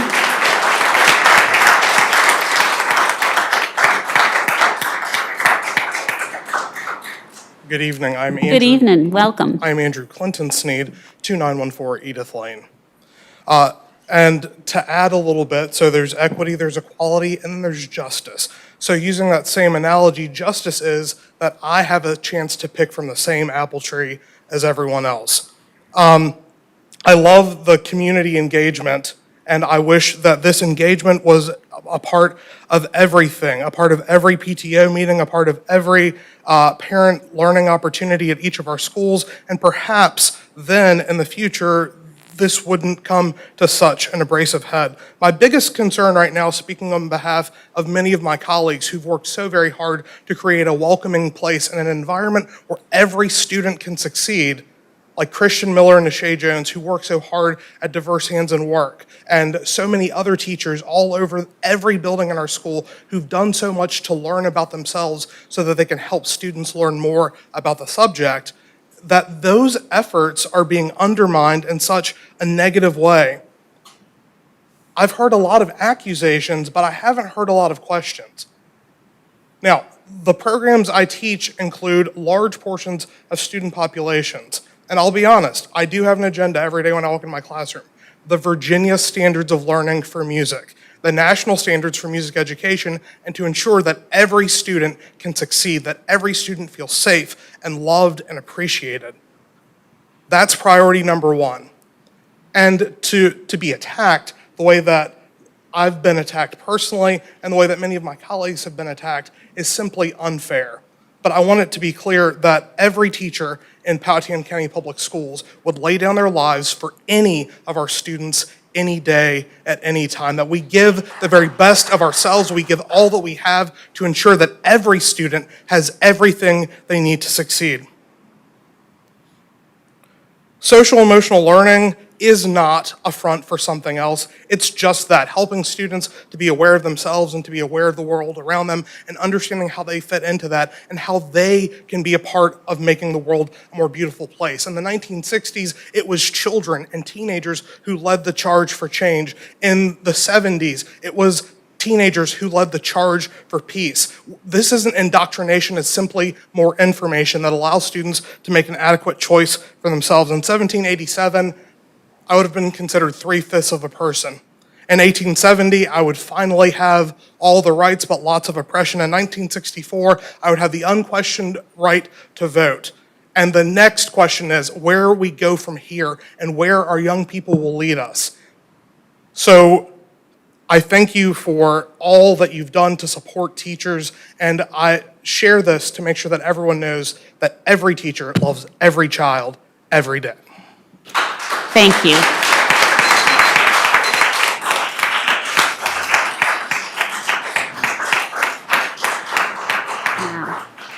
Thank you, sir. Did he sign in? Yes, I did. Okay, great. Good evening, welcome. How you doing? My name's Freddie Cumbie. I live at 4300 Steger Creek Drive. I've been a resident of Powhatan County for 37 years. I put 3 boys through the school system. And until the last year, I haven't had questions. But in the past year, I've had lots of questions. I hear all these people tonight and last night and throughout the weeks talking about what they do and they don't want in our school systems. I think y'all have heard that. I think if we go back to our Common Core school system where you teach Common Core stuff and keep the politics out of school, we wouldn't have all this. I would appreciate it, and I'd like to ask y'all, I'd like to know which one of y'all on the board supports this CRT in 1619. No answers.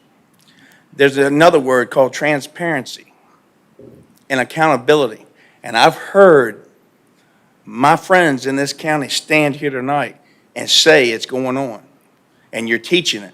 I want to know who's going to be held accountable. I want to know who. We need to stop this. I speak for a lot of people. And you guys, I appreciate the job that you do, but you never email me back. Not with the exception of Miss Dunk. Nope. I had a, excuse me. You did. It took you 6 months to do it. I will give you credit for that. But Dr. Jones, I've emailed you for 2 years. You have never responded back to me. Accountability, transparency. Thank you. You all have a good night. Thank you, sir.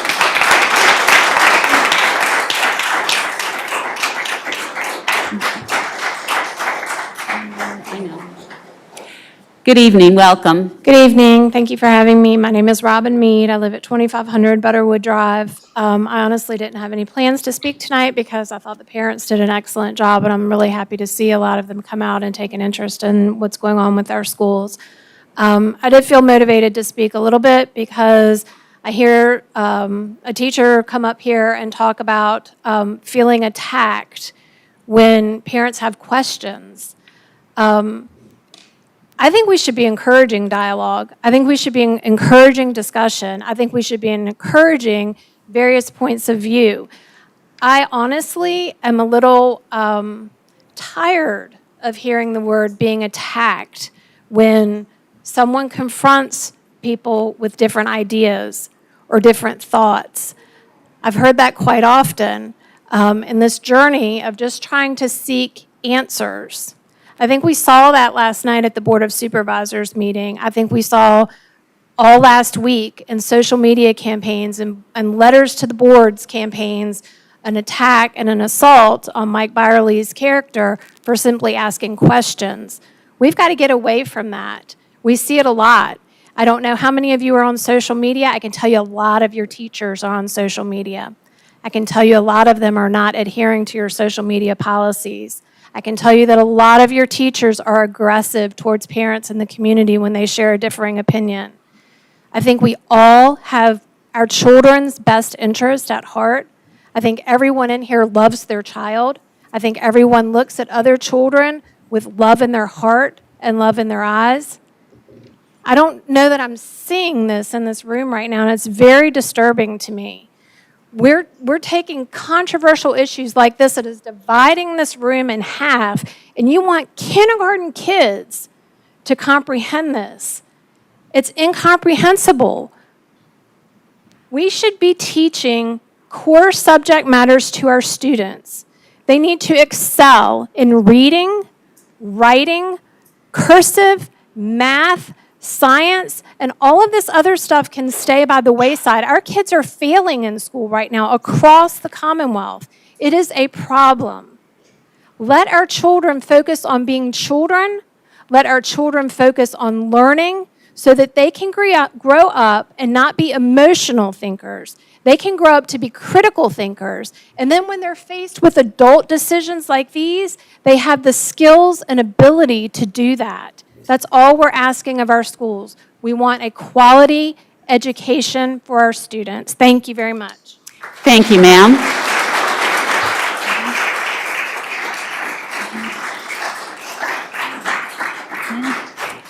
Thank you, ma'am. Good evening, sir. Good Welcome. evening. My name is Chris Smith. I live at 6100 Anderson Highway. I'm a guy that I think less is more. And the only thing, and what I heard at the Board of Supervisors meeting last night, what I would say is if we're going to talk about teaching my child kindness and how to treat people, it ain't a CRT theory, it's the Bible. If you want to teach my child something about how to treat people, do not use the CRT or 1619. My child learns from the Bible of how to treat people. That's all I got to say. Thank you, sir.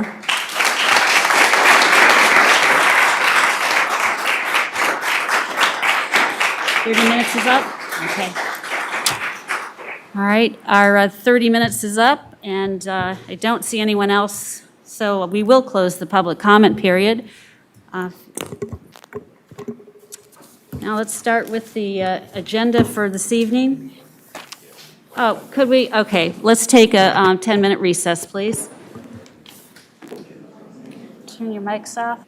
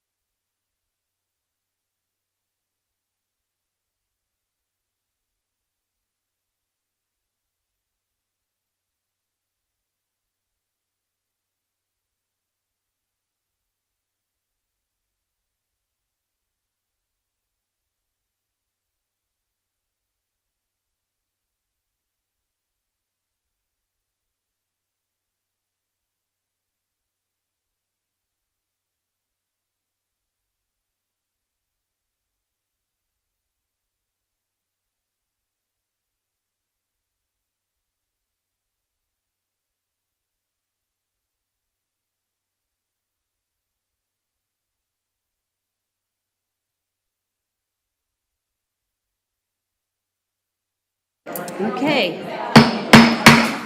All right, if we could come back from our recess, please.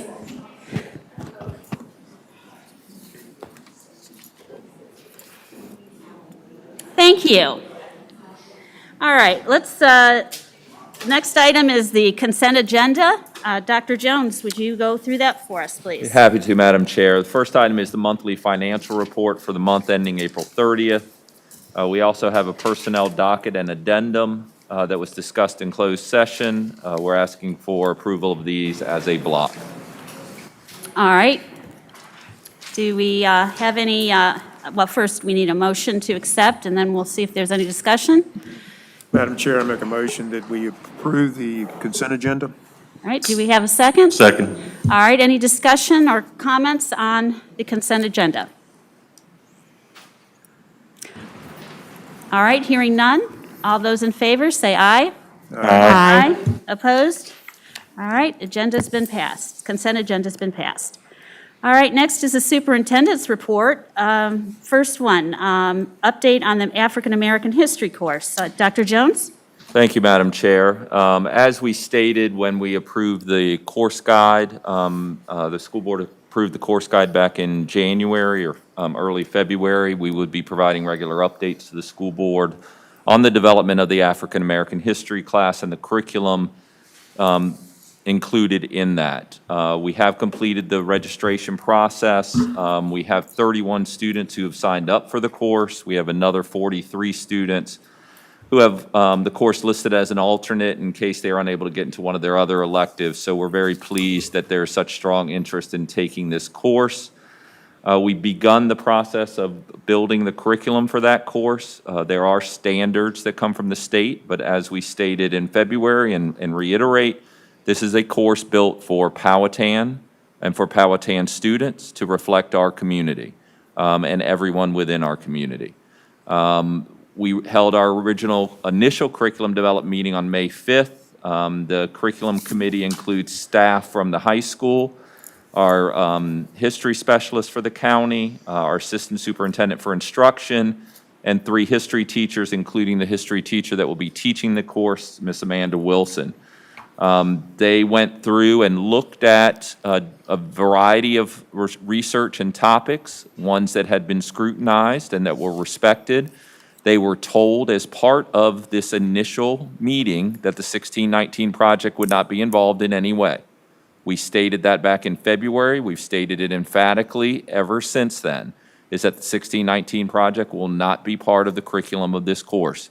There are lots of other very valid curriculum resources that can teach a robust African American history course that will allow students to critically examine African American history, or excuse me, African American contributions to our country and their role within that country, and that's what our goal is, and that's the goal of the course. So we will be looking at that. I've talked to several community members. Some of them have recommended resources, which we're very appreciative to. We've also reached out to our local community because we have a lot of African American history in Powhatan, and we'll be highlighting that as part of this course, and we'll continue to do so within our course. We have no plans, have never had any plans to, and will not use critical race theory in this course.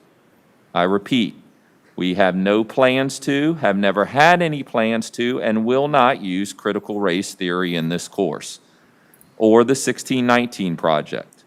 So that is our emphatic statement. The curriculum committee is aware of that.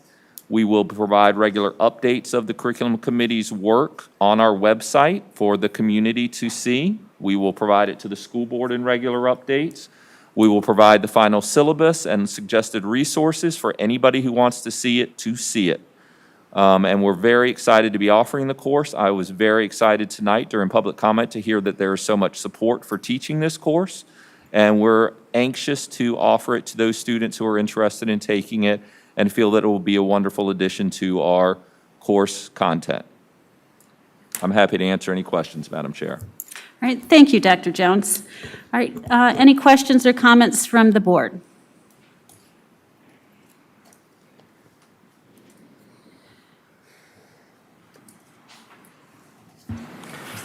Madam Chair. Mr. Walters? I would just ask a question, Dr. Jones. If, for any members of the community that are interested in seeing that curriculum when it's finished, how should they go about making that request? We'll be posting it on the website under our instruction tab, just where we post all curriculum guides, curriculum updates. There were some questions earlier about social emotional learning. Every one of our lessons for social emotional learning, the objectives, what we hope to do are all posted on our website under Student Services section of our website for both elementary and middle. We're happy to have people review them. If they have questions, contact the appropriate staff member that's on the website. We'll be happy to answer those questions or answer any concerns that they have. Thank you, sir. Madam Chair. Yes, Mrs. Dr. Smith? Jones, if you could just go through that again. Sure. The posting and how to find it on the site. Sure. Under our website, under departments, you can pull up the instruction department, and there's information around curriculum there. We'll specifically on the front page of that page or the front page of the website in all likelihood, because there's so much interest in it, post updates for the African American History site. For social emotional learning, if you go to departments and student services and scroll down a little bit, you'll see a heading that says social emotional learning. And there are some links there for both all 16 elementary lessons, K through 5, as well as our middle school program. And for anyone that would like to review other curriculums of math and science, would that be found there as well? Yes, ma'am. That would be found under instruction. And if they have questions about that and want to see more materials, contact Tracy Amahundro, and she'll be happy to get those materials to you. Thank you. You're welcome. Madam Chair. Yes, excuse me. Were you finished, Mrs. Smith? Yes, ma'am. Okay, Thank you. Mrs. Ayers. Dr. Jones, is there any possibility, is it too late for, if a community member has a resource, is it too late for them to contact you? Not at all. We'd love to hear from them. We're, have people that have contacted us. We've reached out to some community members that were part of African American history institutions within the county. If there are other resources that they feel would add to this course, we are more than happy to hear from them and to consider those resources. Okay, thank you very much.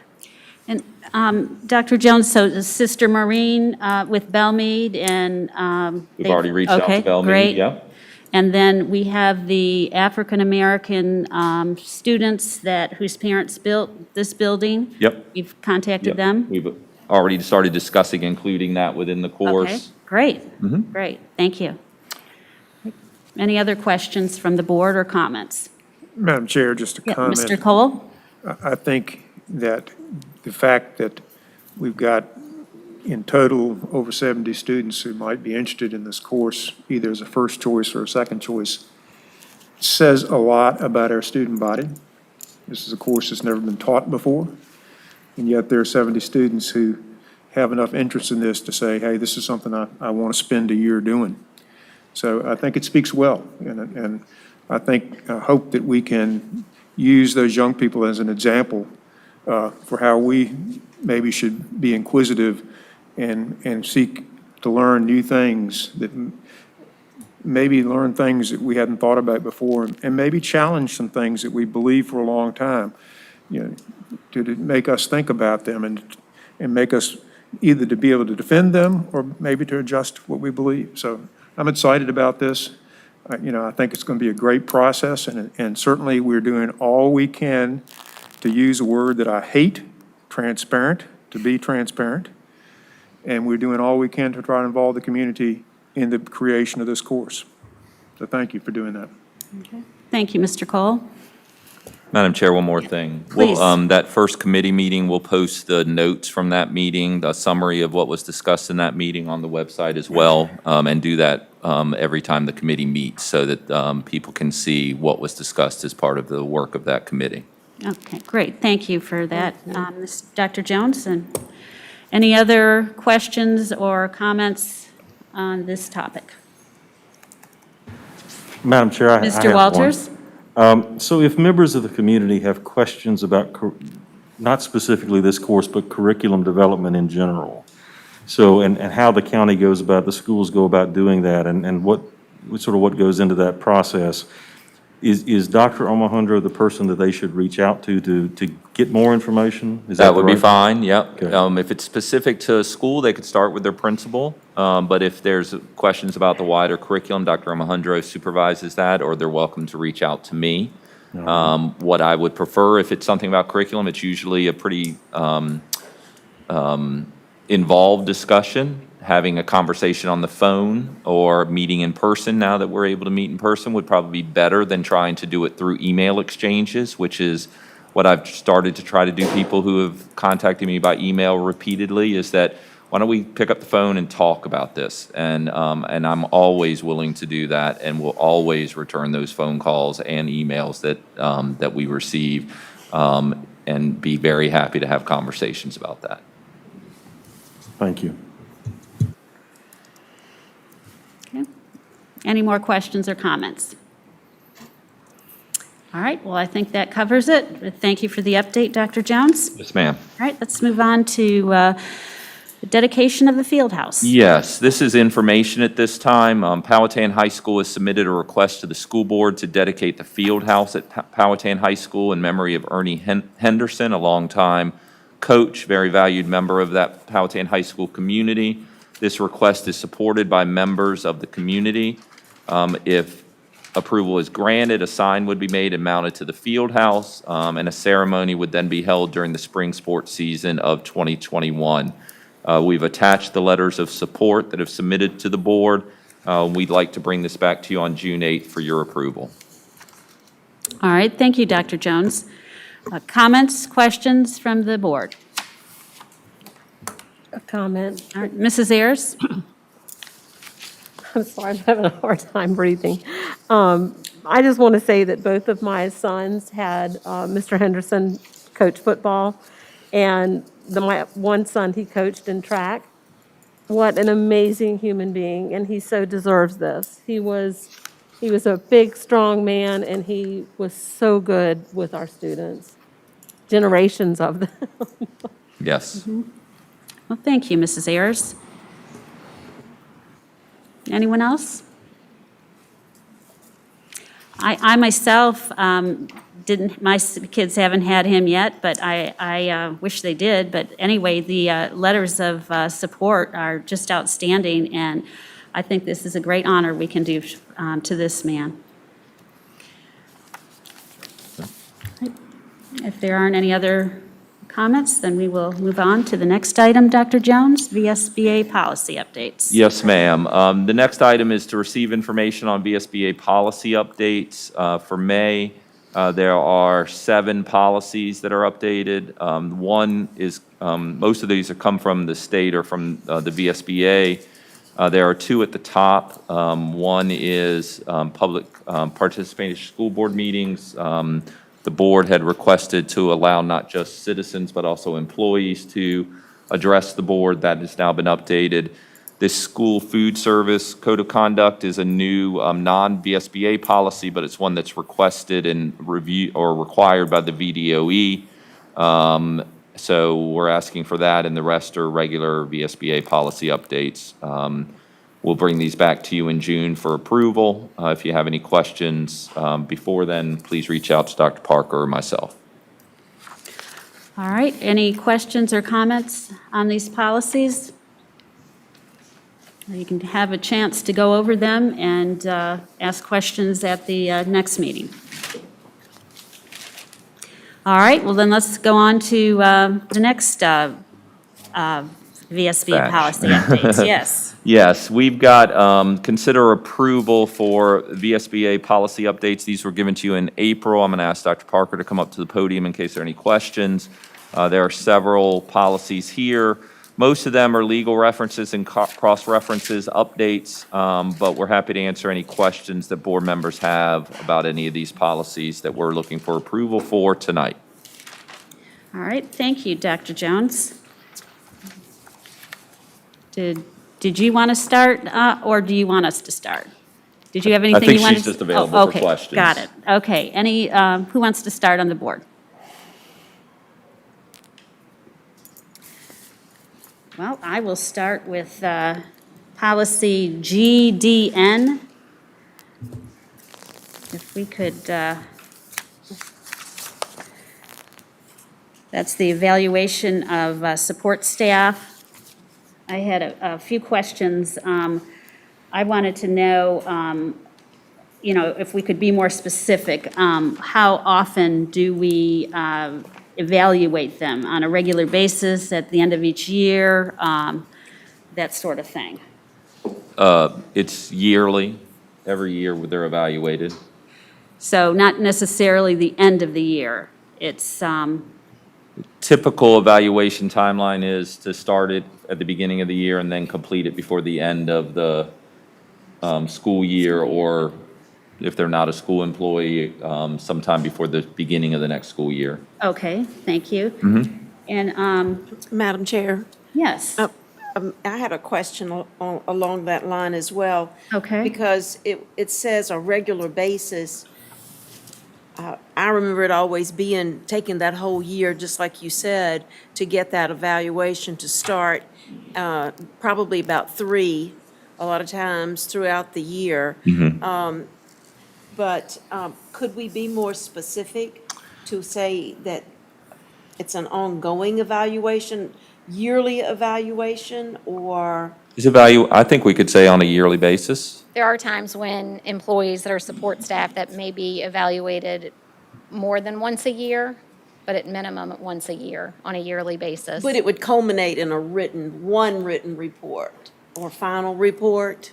There are times when we would provide more evaluation, but I think we could say on a yearly basis, and that would cover it. And that would cover it? Yep. Oh, okay. Yeah, I'd like to see a little more specific,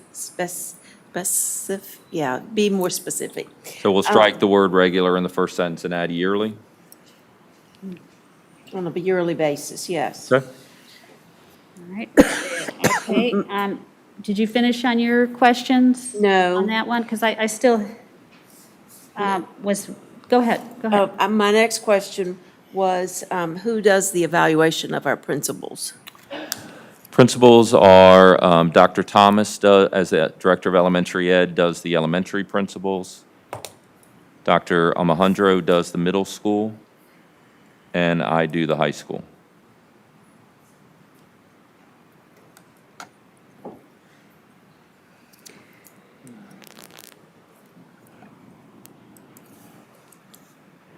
Is that normal protocol for every division? I mean, every division does it slightly different, but yes, it's usually the people who directly supervise them, and the way we've set it up here is that I supervise the high school because it keeps me in touch with what's going on in the schools. Dr. Alejandro does the middle school, and then our elementary director would do the 3 elementary schools. Do we need to say that in any of our policies? We have it in our teacher evaluation book, and I don't think we need to necessarily say it in policy, because then, when I leave, then you're going to have to change the policy, or staff leave, you're going to have to change the policy. I think it's pretty standard, but we could certainly add it somewhere if people are interested in knowing that. Right. Well, questions from constituents when they ask about these kind of things. Yeah. It's good to, have a reference. I understand. Okay. And since I'm on a roll, Please. that's the last one. What about the central office staff? Who does that evaluation? So basically, it's the supervisor of that, whoever supervises that person. So if you go to our org chart that's posted on the website, you can, whoever supervising them would do their evaluation.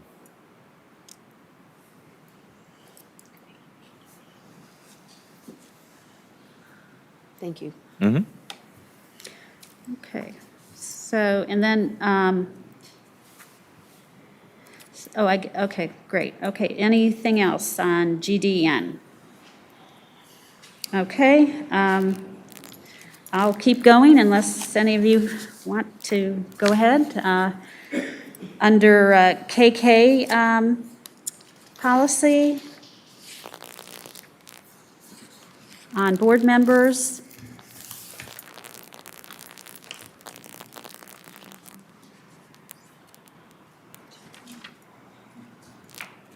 Okay, give everybody a minute to get there. I would like to see us remove the word periodically. Just say, and remove the word may. So just say board members visit schools within, well, I prefer it to say district, but instead of division. But anyway, board members, removing the two words periodically and may.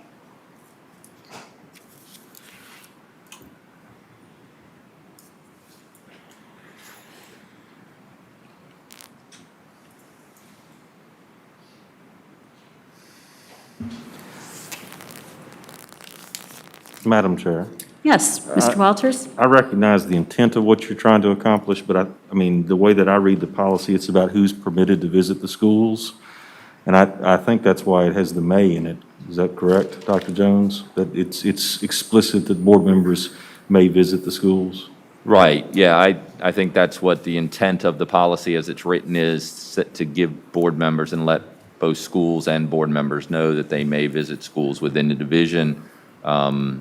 I think taking out periodically is fine. Yeah, I have no problem with that, Madam Chair. Okay. I think the may Okay. is there as a part of the intent of the policy. All right, well, thank you. If you could take out periodically, I would be happy with that. Happy to do that. Okay. Thank you. All right, any other questions or comments on any other policies?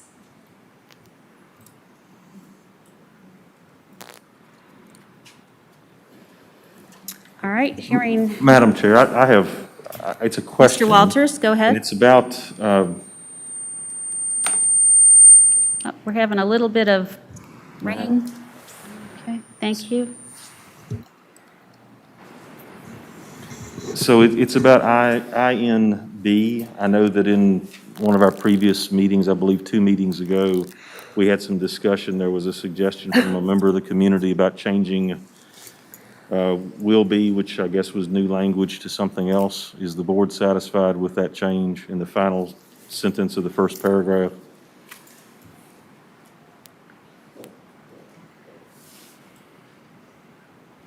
It was my recollection we were sort of thinking about what word could potentially be used. Staff was going to bring us something back. And we chose the word is to say that it's ongoing and currently happening. I think, as I remember, the email from the constituent was, will be could be construed as we are going to do it in the future. So we changed it to the word is, so that it is happening and it is ongoing.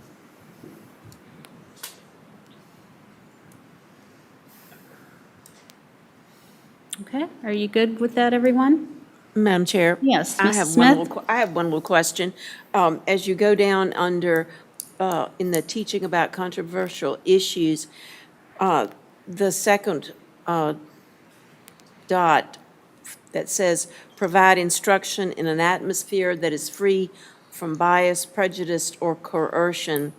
Would you kind of elaborate on how that would be supervised? Yes, so teachers are all evaluated by the administrators within the building, so they are in classrooms regularly. When we get feedback from parents or from students themselves, we then investigate and look at that if there are concerns that occur. And also instructional specialists are in buildings and work with teachers regularly on lessons, lesson plans, those types of things. So that is the oversight that is provided. We certainly also can and do review lesson plans of teachers from time to time. We don't do and approve all lesson plans, but that does happen also. So that is the mechanism by which we oversee that. We do depend on, if there are concerns, our parents contacting us so that we can investigate those concerns, or students bringing them to us if they feel there's something going on. Thank you for addressing that. Madam Chair. Yes, Mrs. Ayers? Dr. Jones, to your point tonight, some parents referenced some things that had been, were those things investigated if parents came to you? Absolutely, yeah. So, I mean, you finding this out tonight during a public comment period would have been much more effective if they had called and you could have looked into that, or the principal could have looked into that. That certainly is, we encourage that, and instead of things dragging on and there being concerns that are unanswered, we'd rather answer those concerns and investigate concerns that parents have. And I heard 3 concerns that were expressed at the Board of Supervisors meeting last night. So today, I investigated those and looked into what was happening. So if we don't hear those, then it's difficult sometimes to know if they are going on, if they're not brought to our attention, especially if there are concerns on the part of parents or their students. Okay, I appreciate that and would just like the public to understand that Yep. it's best to address that head-on with administration. Mhm. Thank you. All right, thank you. Any other questions or comments on policies? All right, well, if there are no more, then do we have a motion to accept the policy updates for April? Madam Chair, I make a motion to approve item D. All right, Second. all right, all those in favor, say aye. Aye. Aye. Opposed? Aye. Okay, the motion passes 5-0. All right, our next item is consider approval of the teacher salary for FY '22. Yes, ma'am. This is one of the items we were going to discuss in our workshop, so we'll do the Oh. discussion now, and we were looking for approval at the Right. 7 o'clock meeting. So if you can pull up the salary scale, please. At our last meeting, I believe it was our last meeting, the board requested that we go back and look at teacher salaries on steps 22 through 27. We did that. We provided some additional compensation for those employees, up to a 6% raise. And we shared that with the staff last week, I believe on last Wednesday. And I have not received any feedback other than thank you. But this was an additional cost of a little over $24,000 to do this. So we're bringing it back to the board for their consideration and approval if they would like to move forward with this or not. We do need to decide this tonight so that we can begin getting contracts ready and getting them issued before staff leave for the summer, and to wrap up our budget process. All right. One last thing, if I would, Madam Chair, I'm sorry. We obviously have to pay for this. So what we went through, every year we look at our resources, how they are used. We look at our memberships, how they are used. We have 2 memberships that will be ending this year because we've evaluated the cost effectiveness of those, what we're getting out of them. The first one is EAB, which we joined 2 years ago. It's a national research organization. It has provided us some good professional development on reading strategies, how to deal with the pandemic, how to mental health strategies that we've been using with our students during this pandemic. But as we looked at the cost, which is significant, and a lot of their content is geared towards higher education, we decided that we would not continue with that, and we were going to end that anyway. So that would be funds that we could put towards this. We also, for the last couple years, this has been ongoing, looking at Merck. Some of the studies that they've done are more geared towards our urban neighbors. And while many school divisions, I think 9 of them in this region participate, and we have for a long time, after conversations with Dr. Alejandro, who sits on that planning council, and with that meeting, we decided that, and it's not a large cost, it's a little over $4,000, but we just thought it wasn't in our best interest to continue with that organization either. So those 2 organizations, our relationship them would be ending. That would cover the additional cost for this increase in targeted compensation for steps 22 through 27. Okay.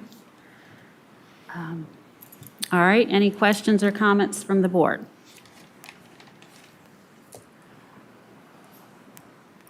All right, well, I'd like to start off by saying that I appreciate you going back to the budget to find out what we can eliminate. And this is what I had said at, I believe it was the last meeting that we need to do, or was it the July, August, I can't remember. We start, oh, I'm sorry, no, that was last month or the month before. But I would like to see us start figuring out other ways to continue fixing the teacher compression. I just feel that we said we're going to do something about this, and we need to follow through and do it because our words matter. And I really feel that we shouldn't be saying things if we're not going to do it. I understand that it takes, the compression issue is a lot of money, but we need to say, yes, we can do this, or better yet, you know, that's one question, Dr. Jones. Why didn't we do this the first time? Could you explain why we didn't do this the first time? I think it was just a matter of our understanding of what the goal was. Our understanding of the goal was to fix the top of the scale. So we directed more funds towards the top of the scale. That's why those teachers are getting 7-8% raises. We were really looking at those teachers, as well as fixing the gap that was from 2008, that those numbers in the third column, third main dollar column in the red, that's where we were focusing most of ours on. We also, as I explained at the last meeting, we're trying not to create more problems further down the road by creating compression in other areas and remaining competitive at the bottom end of the scale.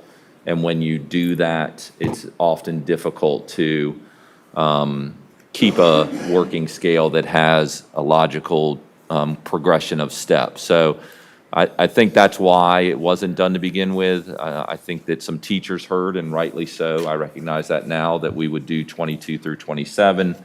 What we heard and what we really tended to focus on was those teachers with the most experience, because that was also said many times as well. All right, thank you for the explanation. So we do need to, as a board, need to figure out how we're going to fix this. And I'm recommending that, you know, at our first meeting of the new year, which July 1st, I don't know if we're having one yet in July or August, if we could start going through our budget line by line and asking ourselves where we want the money to go. Because we got to make changes. We can't keep doing the same thing over and over and expect different results, because it doesn't work. There's no more money coming. The Board of Supervisors have made that perfectly clear. So I just want to say to this board, we need to roll up our sleeves and do the work. If we want to have an excellent school system, we need to pay our teachers, or we won't have an excellent school system. They will leave because they have families, they have bills. We need to compensate them fairly. And how about if we, the Powhatan County School Board, sets the bar? How about we say, oh, everybody wants to come here because our teachers are paid and compensated, instead of us worrying that they're leaving to go to neighboring counties. Thank you. Any other comments or? Madam Chair. Yes, Mr. Cole? I want to just not lose sight, not to disagree with your previous statement, but I don't want to lose sight of the fact that this is historically the biggest raise that we've given teachers in my tenure on the board. It's well-deserved, and I want to say that I appreciate what our staff has done. I didn't think they would be able to go through and make some of the adjustments that they made and still not end up costing us a whole lot more. So I want to thank Dr. Jones and Mr. Johns for getting it done. And once again, I am grateful that we've gotten the level of funding that we've gotten from the board and from the Board of Supervisors and the state legislature. I'm disappointed that the Board of Supervisors last night ended up taking a little bit over $200,000 back. I didn't see in a year when revenues have been what they were and looking ahead to next year's budget, I didn't see a fiscal need to do that. But be that as it may, once again, I am very grateful that we're able to do this kind of raise this year. You know, it's always going to be a gain, always going to be an effort to keep up. You know, and in spite of the fact that we've made some significant gains from last year to this year in salaries, you know, the difference between a first-year teacher and a 10-year teacher is not very much. In that, you know, and I just think that's something that we need to kind of benchmark ourselves against that too. So, but it's, you know, the amount that, you know, we've made some significant progress. You know, it's nice to see that we're 4, 5, 6 in current rankings. We know that'll change because this is based on current levels of salaries that other people are giving. Or rather, current salaries, we don't know what their increases are going to be. So, whereas it may look like we're, you know, right at 4, 5, 6 on most of our ranks, the time we look at this again in August after we know what other people have given, it's going to drop. But once again, I appreciate the board's work on this with the superintendent, and you know, I'm grateful. Thank you. So Any other questions? I have a Mr. question, Walters? Madam Chair. So, you know, this is the year for the staff to do, well, if we were to stay on our traditional path, this is the year for the staff to do the large comprehensive salary survey. We look at all of our comparators. We bring back a lot of information that lets us look by year and how we compare against similar school systems. I mean, as an individual board member, I would like to see that data, but I recognize that that's a lot of work on the staff. So Yeah, we're just planning ask on that. doing that at our earliest opportunity. So as soon as we see the updated salary scales and can gather those and then have some time, you know, those two departments are going to be busy getting out contracts, signing up people for healthcare, doing payroll. But as soon as we have the chance to begin that work, which does take quite a lot of time, we will make it a priority and get that to the board as soon as we can.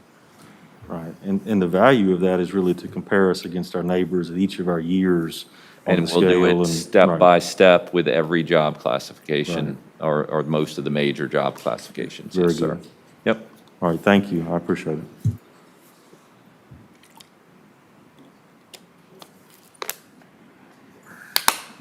Any more questions or comments from board members? Madam Chair, I make a motion, if there's no more comment, I'll make a motion to approve this. All right, we have a motion to approve the teacher salaries for FY 22. Do we have a second? I second, Madam Chair. All right, we have a second. All those in favor, say aye. Aye. Those opposed? Okay, the motion passes 5-0.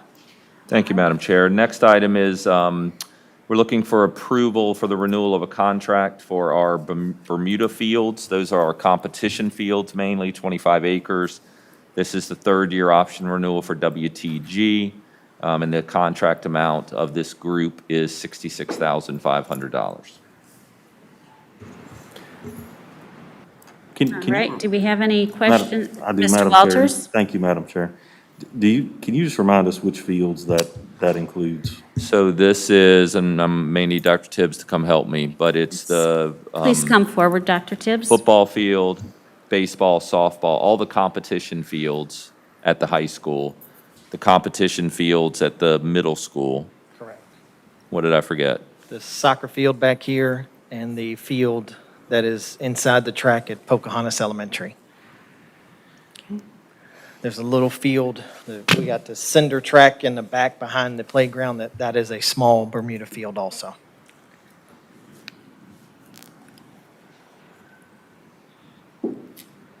That answer your question? Okay. Okay. Madam Chair, is this an Yeah, Mr. increase? Cole? Is this an increase from last year, or is it about the same? This is a slight increase from last year, and the reason for that is because we did a lot of prep work for the way that the seasons were going to work this year on the fields. We overseeded them. We had to do a lot of work in preparation for playing football in the wintertime. So there's going to be a lot of time that needs to be spent this summer to kill out the rye, get the Bermuda back where it needs to be so that it'll grow and be ready for the fall season. So in lieu of paying him a per hour rate, it was better to do a contract rate. Thank you. Any other questions? Dr. Tibbs, is the middle school baseball, softball field part of this group, did you say? The softball field is not, no ma'am. It's the lower lacrosse field behind the softball field, the football field in the stadium, and the baseball infield only. Okay, well, I saw you cutting grass last Friday when I was visiting That's that not school. Bermuda.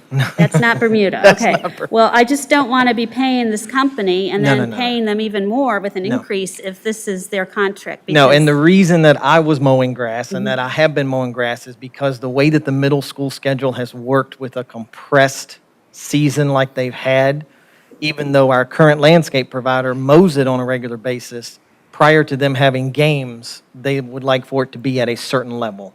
So me being who I am, I get on a lawnmower and I go do what we got to do. Takes me 30 minutes. Okay, but you know how I feel about I our do. companies not Yes, ma'am. doing their job, and we're paying them to do the job. They are doing their job. I'm just doing above that so that the teams can have good outfields to play on. Because if the grass gets too tall, they don't like it. All right, thank you for the explanation.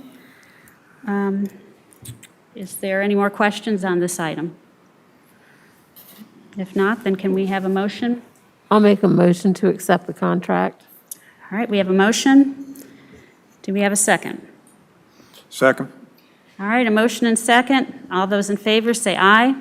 Aye. Opposed? All right, the motion passes 5-0. All right, Dr. May want to Jones? stay up there, Dr. Tibbs. The next item is to consider approval for the Strengthening Career and Technical Education for the 21st Century Act. This is the Perkins Act. This is our local plan and budget for us to receive federal dollars in order to continue strengthening our CTE programs. All right, questions or comments on this item? Madam Chair? Mrs. Smith? Dr. Tibbs, could you enlighten some of us who are still playing catch-up with all of this? What are the things you are looking to incorporate going forward in this program? This is a small, quite frankly, it's a small amount of money. And so what we typically use this money for are to buy new equipment or replace old equipment. Or we also have found that we are using a lot of this money for instructional materials. A lot of the textbooks that the classrooms were using were older textbooks, and in order for them to be able to provide credentialing tests that are marketable and that are up to date, we have to get up-to-date materials on a pretty much a yearly basis because the tests go with the credentialing tests go with the material. Thank you. Okay, any more questions from the board? Well, Dr. Tibbs, I was wondering, when I was looking through the plan, I didn't see any marks checked off on these two areas of the report. It said career connections and marketing.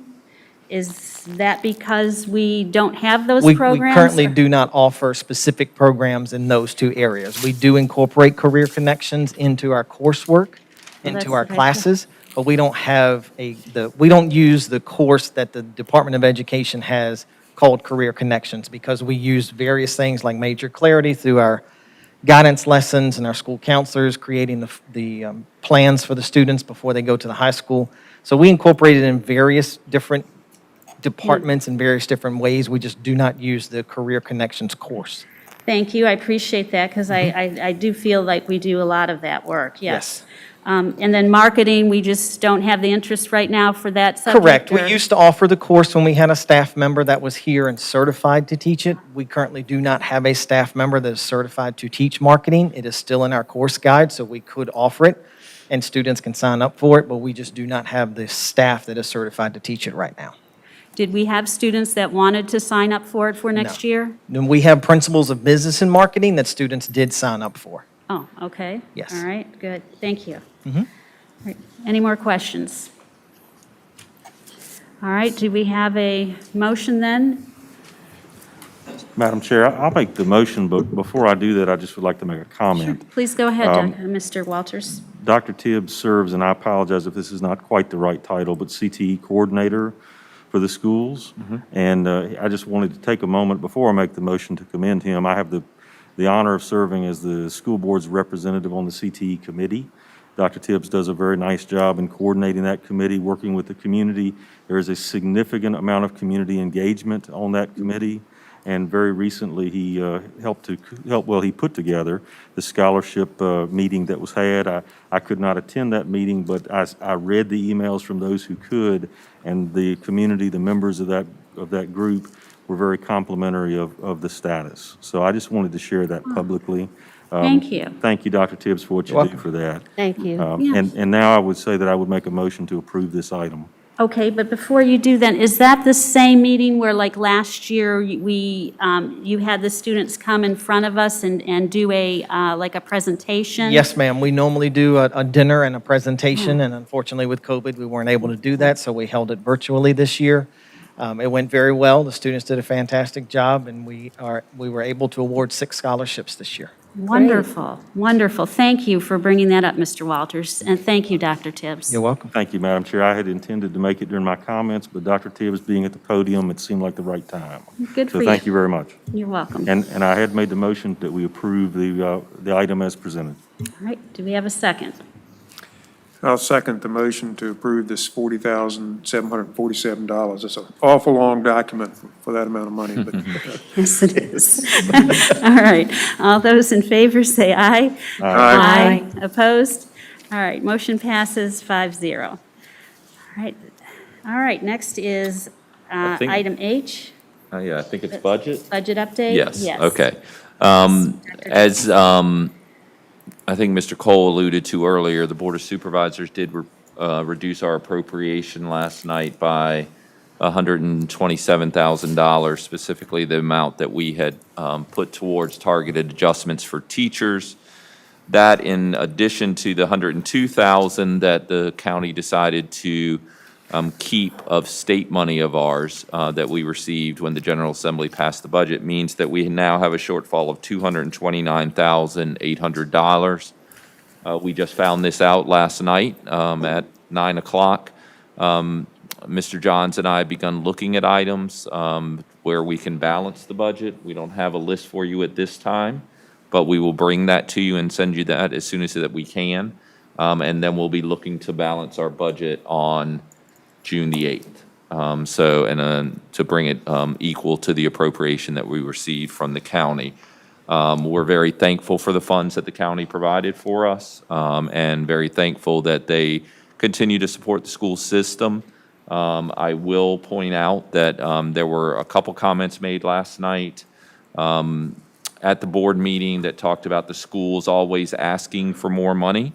In the 8 years that I've been here, we've never asked for $1 more than what the county administrator has recommended for us.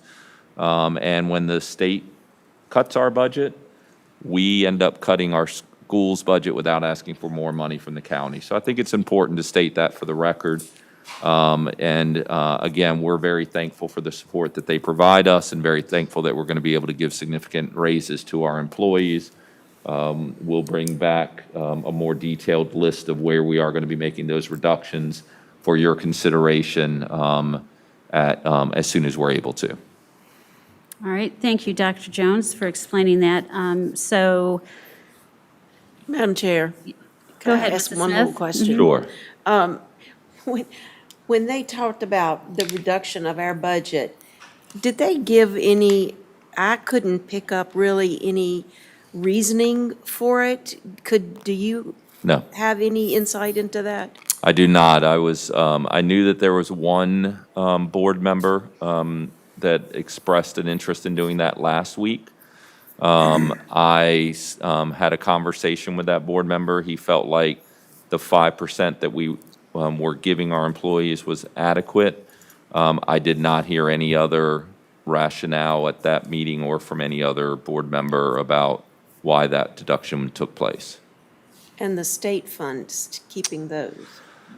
Yeah, the state funds we got extra money over and above what we needed to do the 5%. And Mr. Smither, as the new county administrator, decided to take a portion of that money for the county. The 52-48 split is what we've always done with new tax revenue since I've been here. So he kind of applied that same standard to state money. That's the first time we've ever done that. So it was a little surprising for us, but we're happy with the money that they've given us, and we'll make the adjustments as needed. Thank you. You're welcome. If I get, Madam Chair, one other Yes. thing. Please.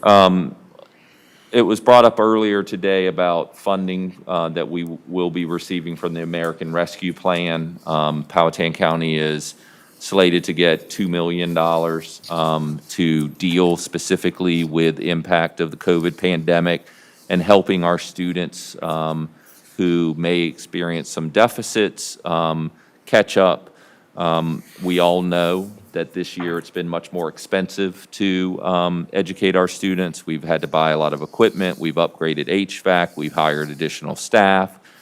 We provided childcare for some of our employees that needed it or they weren't going to be able to work because of other districts not having kids in school. We've had to do a lot and buying additional materials and supplies to give to virtual students. The list goes on and on. Those costs aren't going to go away next year.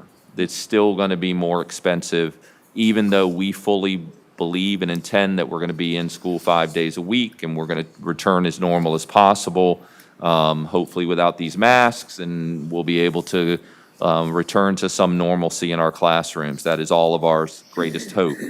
But we're still going to have to work with students that needed additional work. That $2 million, we have not received any official notification. I think we have webinars Thursday and Friday to kind of give us some detail about what that money is. But everything that we have heard at this point is there are no strings attached to this, nothing tied to any curriculum or agenda. It is 20% of our money must be spent to address learning loss in students. That's extra tutoring, extra summer school, smaller classes, additional materials that are academic in nature. Those are the things that we'll be looking for. If we hear anything different in these webinars, when we get more detail, then we will certainly share that with the board and share it with the community.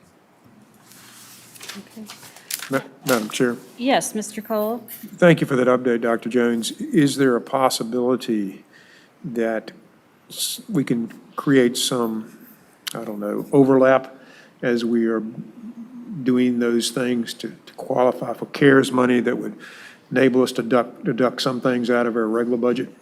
Yes, I mean, I think that's certainly doable. We do have things in our budget currently that could be used by this, and I think that's going to help soften the blow of this. The $200,000? Yes, correct. I figured that's the way you were thinking. I Yeah. just wanted to verify that. Thank you. Right, well, before we go there, speaking of the American Rescue Plan money, I need to apologize for an error that I made at the April 13th school board meeting. When we were discussing the American Rescue Plan money, I said I would like to see all the kindergarten through second grade classes capped at 18.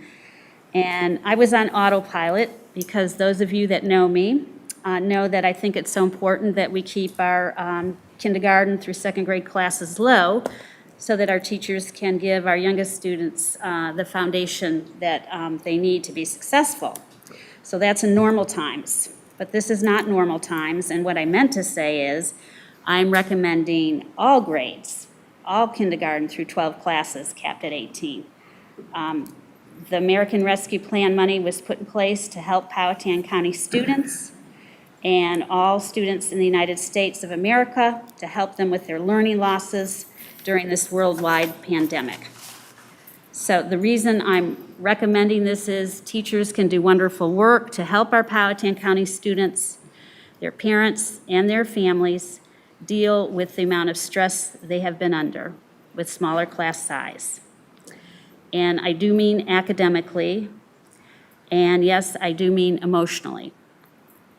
Mental health, anxiety, depression, suicide.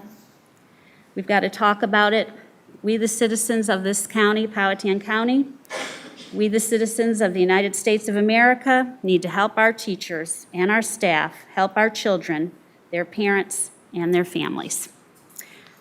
So again, I apologize, but if you would put that in with the other request, I would appreciate it, Dr. Jones. Happy to, madam. Thank you. Okay. Are there any other questions on or comments on the American Rescue Plan or the topic of the budget, updating budget? Thank you. All right, well then, thank you for that update, Dr. Jones. Sure. Now we will move to, I believe it's we did I, correct? Yeah, so it's bonus options, I believe. Okay, yes, bonus options would be next. Okay. So at the last board meeting, the board asked us to bring back a proposal for bonuses. As we shared with the board previously and shared with our staff, there are two options that we are bringing forward. The first option is a 2% bonus with a maximum and a minimum cap. The maximum cap would be $13.50, and there would be 42 employees impacted by this cap, meaning they wouldn't get as much as if they had gotten 2%. That's 26 administrators, 15 teachers, and 1 clerical staff. The minimum payment would be $400, and this impacts 113 employees, bus drivers, bus aides, and instructional assistants that would be getting more than 2% because they would get 4%, so it's helping both at both ends. The other employees would receive a 2% bonus. The percentage of total contract pay range is there, and then we've also looked at employees that were hired after January 1st would just receive a 2% bonus with the minimum being 2%.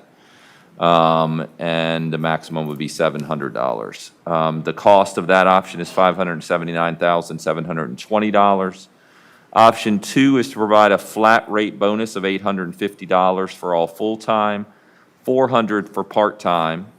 The part-time would be considered anybody that's less than 0.5 FTE. Permanent hourly would receive $200. The total cost for this is $578,780.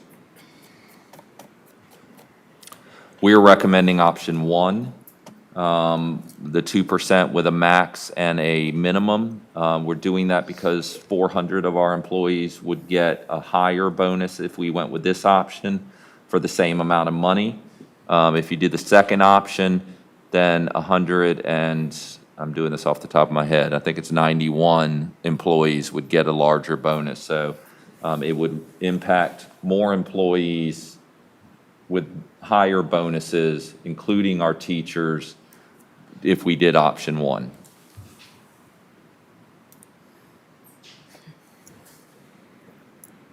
All right, are you finished? I'm done, Okay. yes. All right, thank you, Dr. Jones.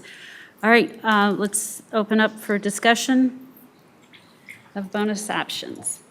Madam Chair, Mrs. Smith? my first question is, this 580,000, where's that money coming from? So we have money in ESSER 2 grant funds that we received from the federal government that we could use, which was the second pot of money that we received from the federal government. And we also have budgeted money for this current fiscal year that we could use. So that money would be given to our employees instead of rolling into the Capital Maintenance Reserve Fund. Those would be the two funding sources that we could use in order to do this.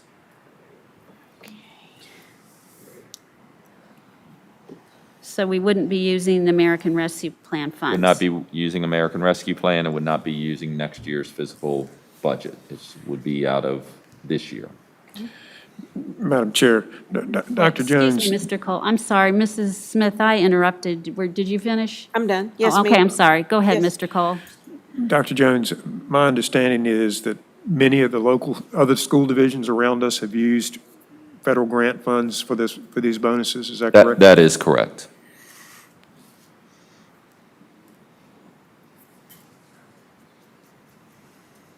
I think technically they called them stipends instead of bonuses, so it's Right. semantics, but we would be able to do that through the application.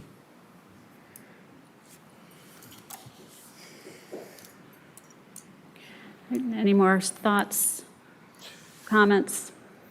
I do have a question. Mrs. Ayers? And I don't remember because I don't have the chart in front of me. Didn't the majority of other school systems give a flat rate? Only a couple gave percentages? Or am I wrong? There were some that gave percentages. I think Moore did a flat rate. I think Chesterfield did the 2% with the cap like we did. And there were others that gave a flat amount. Let's see, we've got, Amelia did a 1,000 bonus, Buckingham did an 800 bonus, Chesterfield did 2%.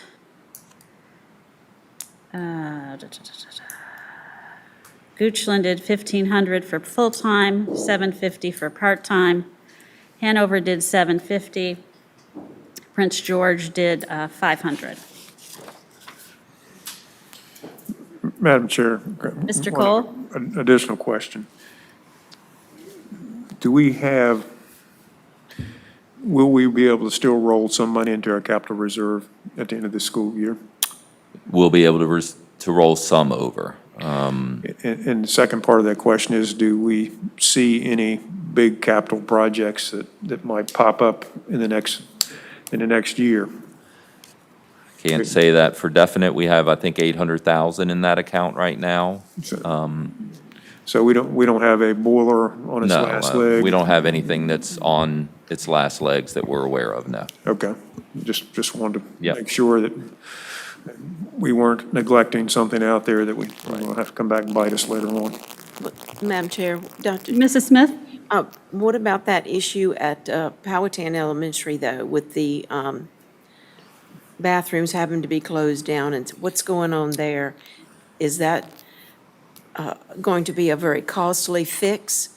No, that's not a costly fix. That's really a matter of supervising the students, that some of them are putting things down the drain that are clogging it up and causing some backup occasionally. So we've worked with the principal there to provide some extra supervision that would hopefully prevent that from happening. So it's not a lack of drain field or capacity over there? No, it's really user error. Okay, I'll take that. User error. Technology to Sorry, it's late. Yeah.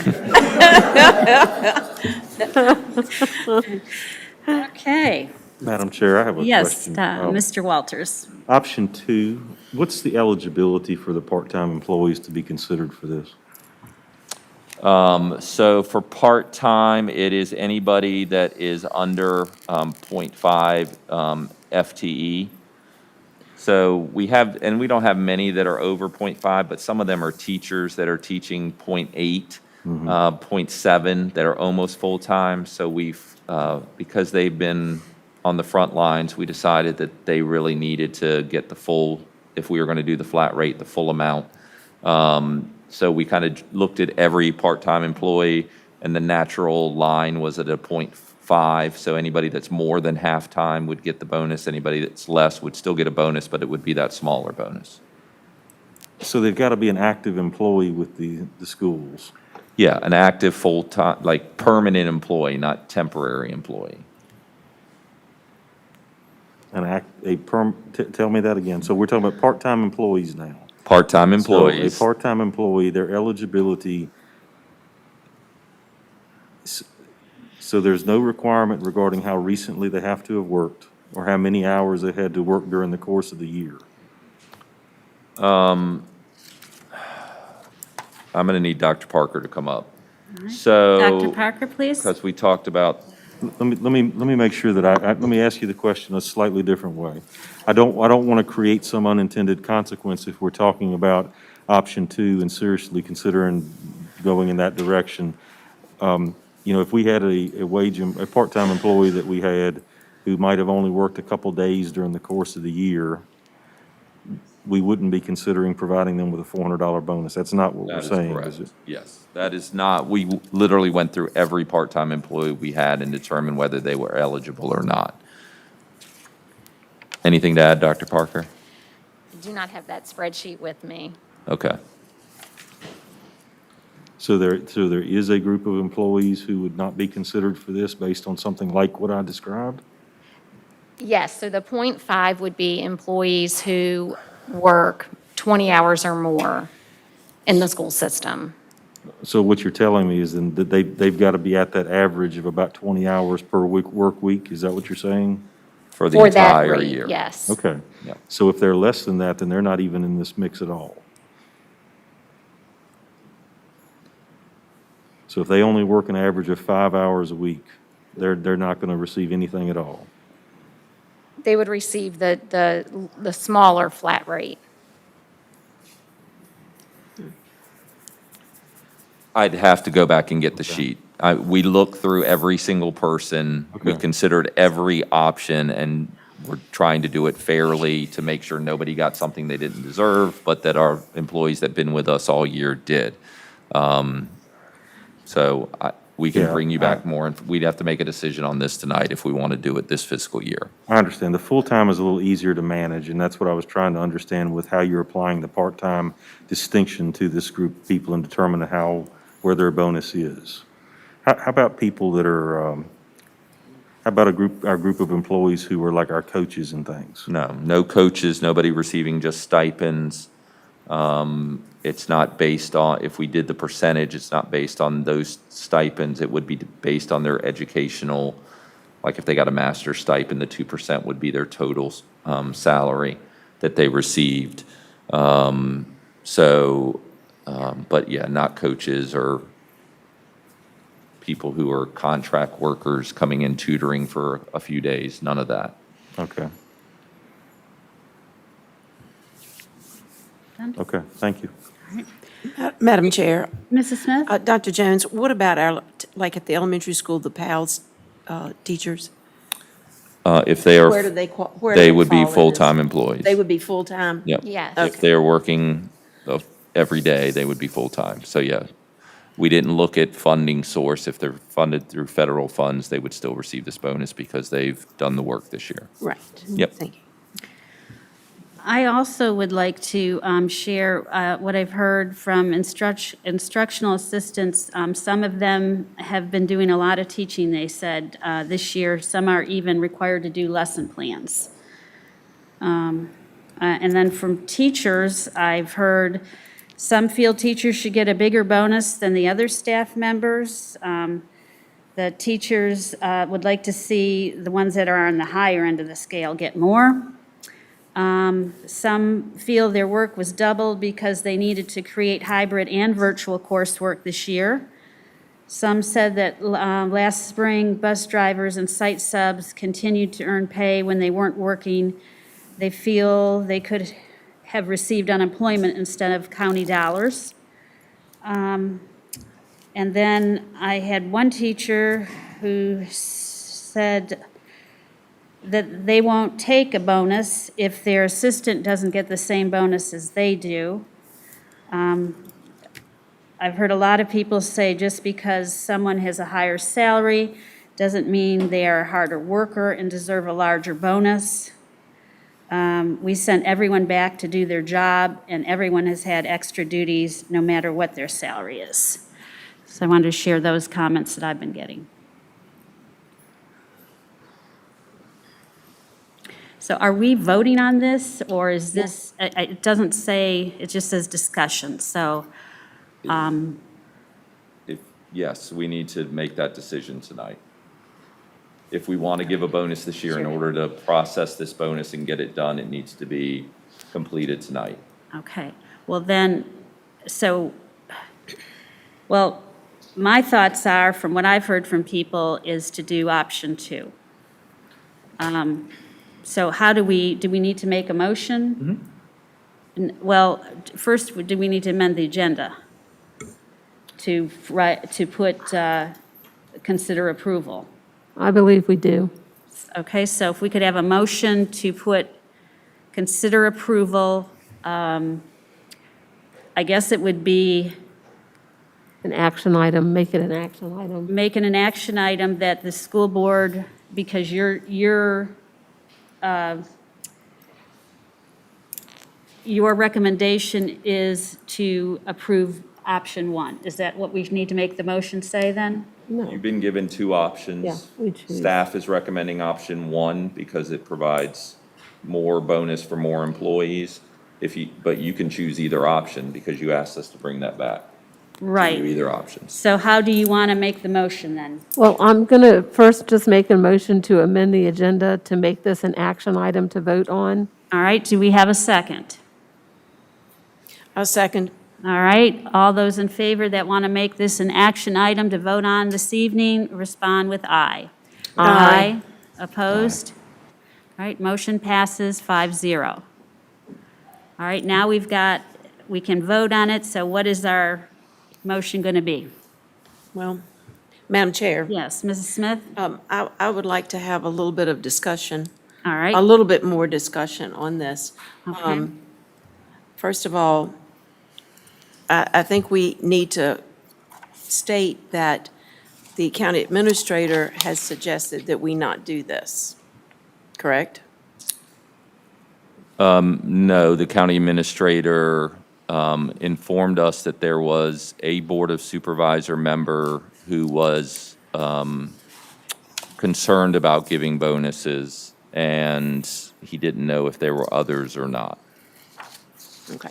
It did not come up in the discussion last night of the budget or the previous night for the Board of Supervisors, but there had been expressed some concern about giving bonuses from the county administrator based on some conversations he had with at least one BOS member. Okay. All right. Well, keeping that in mind, since they do control our purse strings, so to speak, I would recommend that we go with option 2. And I'm going to state my reasons for that.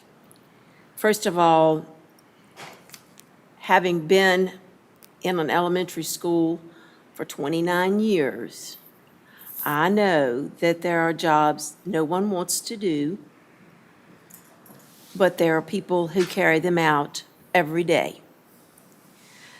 With that also being said, a teacher is a very valued commodity and worth her weight in gold. We just don't have it to pay you.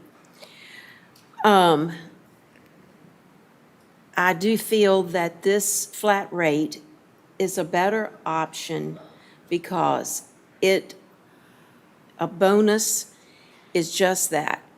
It is a special one-time for stepping up and doing the job you were asked to do. And I feel like that it's just the thing that we need to do.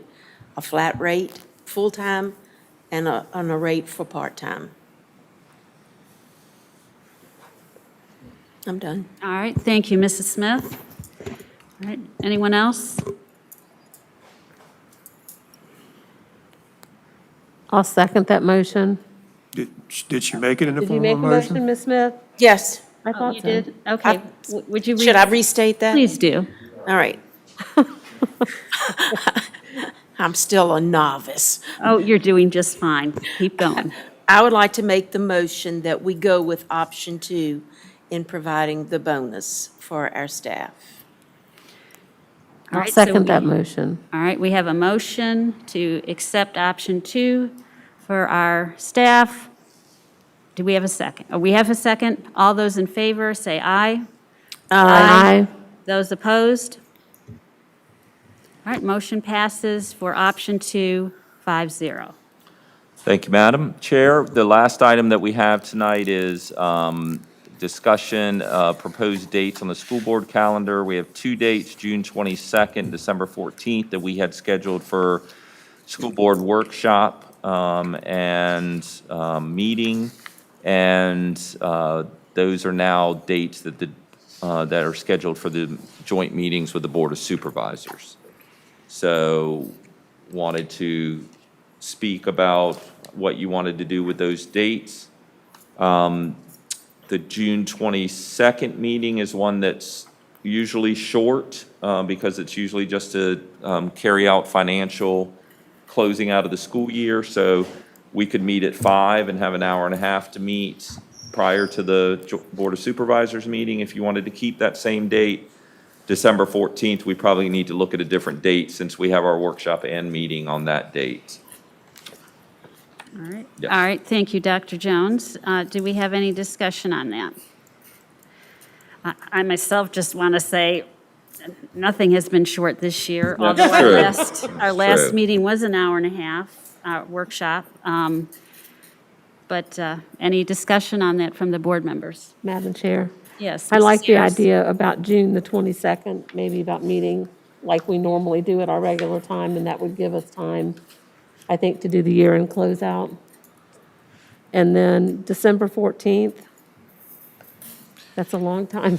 I Yes. haven't really, but since it's a workshop, I mean, I don't see why we wouldn't be able to move it to another date, either that same week or. December 14th is our regular meeting in December. It's our- Workshop it's our- I'm sorry, I'm. It's our I'm- only I meeting missed- in yeah. December. My I missed- recommendation would be just move it to the preceding week to December 7th. All right, I misspoke, so I meant that, sorry, that we should move Okay. that meeting because it's a. Well, can I just say, generally, if I recall, the joint meetings, we always have our meeting on the second Tuesday of the month, and then the joint meetings are generally the Thursday, Right. the week before. So can we ask them if they can move our joint meeting to December 9th? We already have. Oh, you have? Okay, I'm sorry. So this is the dates that they're We've given? notified them that these are conflicts, and Yes. they would like for us to rearrange our schedule. Okay, then. I'm just, All right, then. So Let's, Could we move our meeting to, all right, well, let's start with June 22nd. Okay. Okay, let's start with that one, okay? So Dr. Jones has said that he thinks we can get it done in an hour and a half. So I think he's thinking from 5 to 6:30, and then we would roll right into the joint meeting at 6:30. Do we have any problems with that, or any other suggestions that you'd like to do? that's fine with me. I'm good. Mr. Cole? I- Okay, all right, well then, let's plan for 5 o'clock. on the 22nd. Yes, and then the joint meeting at 6:30, and then if by chance we don't finish, Dr. Jones, Day after. we'll stay after. You mean, so like after the joint meeting, then we have to reconvene? Ay, ay, ay. Okay, thank you. We'll move on to the December 14th meeting, please. What if we did the Tuesday before, December 7th, and made it the first Tuesday of that month instead of the second Tuesday? Or do you want to do a Thursday? What are your thoughts? I think December 7th is fine. I think Mr. Cole suggested that. Oh, so I'm sorry. that's Okay. December 7th, the week before, so it would be the first Tuesday of the month instead of the second Tuesday. Are we good with that? Okay. Ms. Ayers, did you? Yeah, I'm fine. Okay, and Ms. Just Smith? Just send us lots of reminders, please. Yes. Got our fancy digital calendar out. Yeah, I got my fancy digital calendar. It's Okay, okay. All right, so then we are in agreement that the joint meeting, no, I'm sorry. Our school board meeting will be on December 7th, and the joint meeting will be on December 14th. Correct. Okay, all right, got it. All right, is there any other discussion? We're all in agreement. Okay. if The you- joint meeting is going to be at what time on the 14th? Those are at 6:30. 6:30. Okay. Okay. All right, then. All right, so next we have comments by the board. So if we could have Mr. Cole start us off, please. Thank you, Madam Chair. A couple things from the Appomattox Regional Governor's School. We'll have a new director starting July 1st. It's Dr. Megan Tania from Fluvanna Middle School, who's been selected as our new director down there. And we're also discussing what we will do next year if we return to school full-time. And that's our assumption, that we will return to school full-time, but the discussion is around what to do with students who do not want to come back in the building, whether they will have the Appomattox Regional Government School as an option. The Appomattox Regional Government School is a small staff, and it is, as we know, very difficult to do virtual and in-person learning at the same time. So there's some discussion about how that will pan out. I ask you to think about that. One of the options on the table is to basically say if you choose not to come back into the building, then you may have to go back to your home school for next year. I know that other school divisions are considering that. I don't know what Maggie Walker is going to do at this point, but that's something that this board is going to have to wrestle with, because ultimately, if the Appomattox Regional Government School Board decides that, we're not offering virtual next year, then they'll complain to the Appomattox Regional Government School first, and then they'll come here. So we need to be aware of that and be able to support, you need to tell me how you want me to vote on that. So, Madam Chair. Yes. I know it's not typical, but just a question. Appomattox, if a student comes back to us, then their tuition would come back to us as well, right? no, the tentative plan is basically they would hold their position, hold their spot for a year. Uh-huh. And then, so the tuition would stay. That's the discussion right now. There has been nothing decided, but that's kind of in discussion at this point. Thank you. So we're going to, I think our director's going to talk to Maggie Walker to see what Maggie Walker's thinking, but it is very difficult, as we know, for a performing arts school. It's been a challenge this year to go to virtual. The Sneeds in the back, they understand the challenge of doing virtual, and so anyway, that's in the discussion, so it's just something for us to be thinking about. Second thing is that I said that I didn't like the word transparency, and I'm just going to make one quick comment on that. Transparency to me, when somebody says that to me, that I'm not being transparent, that insinuates that I'm being intentionally working, to try to hide something. And I'm sorry, I am offended when somebody says this board is not being transparent. We offer multiple opportunities for parents to be involved. And I was very happy that one of our speakers tonight said, hey, I go to a lot of meetings, the school's trying to provide a lot of information, and people are not taking advantage of it. There are always things we can do to be more transparent. I'm not saying that. But, don't insinuate that we're not trying really hard to make sure that our public is informed and not trying very hard to provide avenues for the public to be informed and for the public to be involved. And I do want to compliment and thank people for their passion about the topics they talked about tonight. And I appreciate Dr. Jones once again reaffirming that we do not intend to use critical race theory. We do not intend to use the 1619 project as part of what we're doing with our African American History Project. So thank you, Madam Chair. Okay, thank you, Mr. Cole. Mrs. Smith? Let's see. First of all, I think there was a lot of mixed feelings in this room when we started here tonight. Somebody kept turning the air conditioner up. I about froze. But anyway, it was good to see the dialogue and communication, or the attempts of making communications, either through the parents coming here tonight and speaking, about their concerns and their passions, and also stepping up, saying the responsibility of my children are still mine as parents. I'm not ready to turn that over to the schools, nor to just teachers in the schools. And I think a lot of years had gone by when we wondered where the parents were. I'm glad to see you stand up and speak up and talk about the things that you are concerned about. For me, the school system is here to educate the children. And if we continue to focus on that aspect of it, educating the children, to challenge them to be critical thinkers. There's always three sides to a situation: my side, your side, and what really happened, because we often leave out pieces. So for that, the more we can talk to one another, communicate, ask questions, give answers, and when we don't have those answers, seek out the person who should have those answers.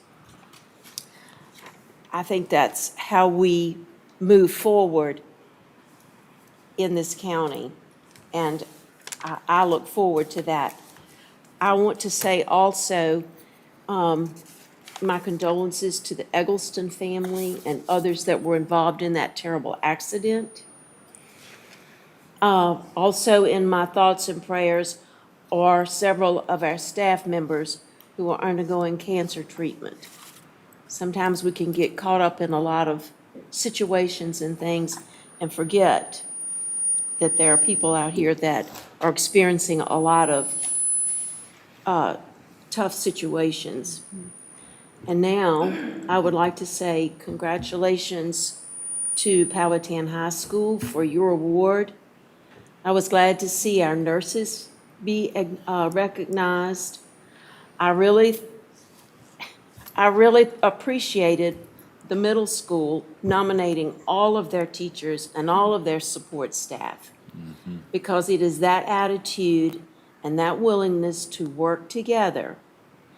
Those components will be what gets this school system through the difficult times and the impossible, seemingly impossible situations.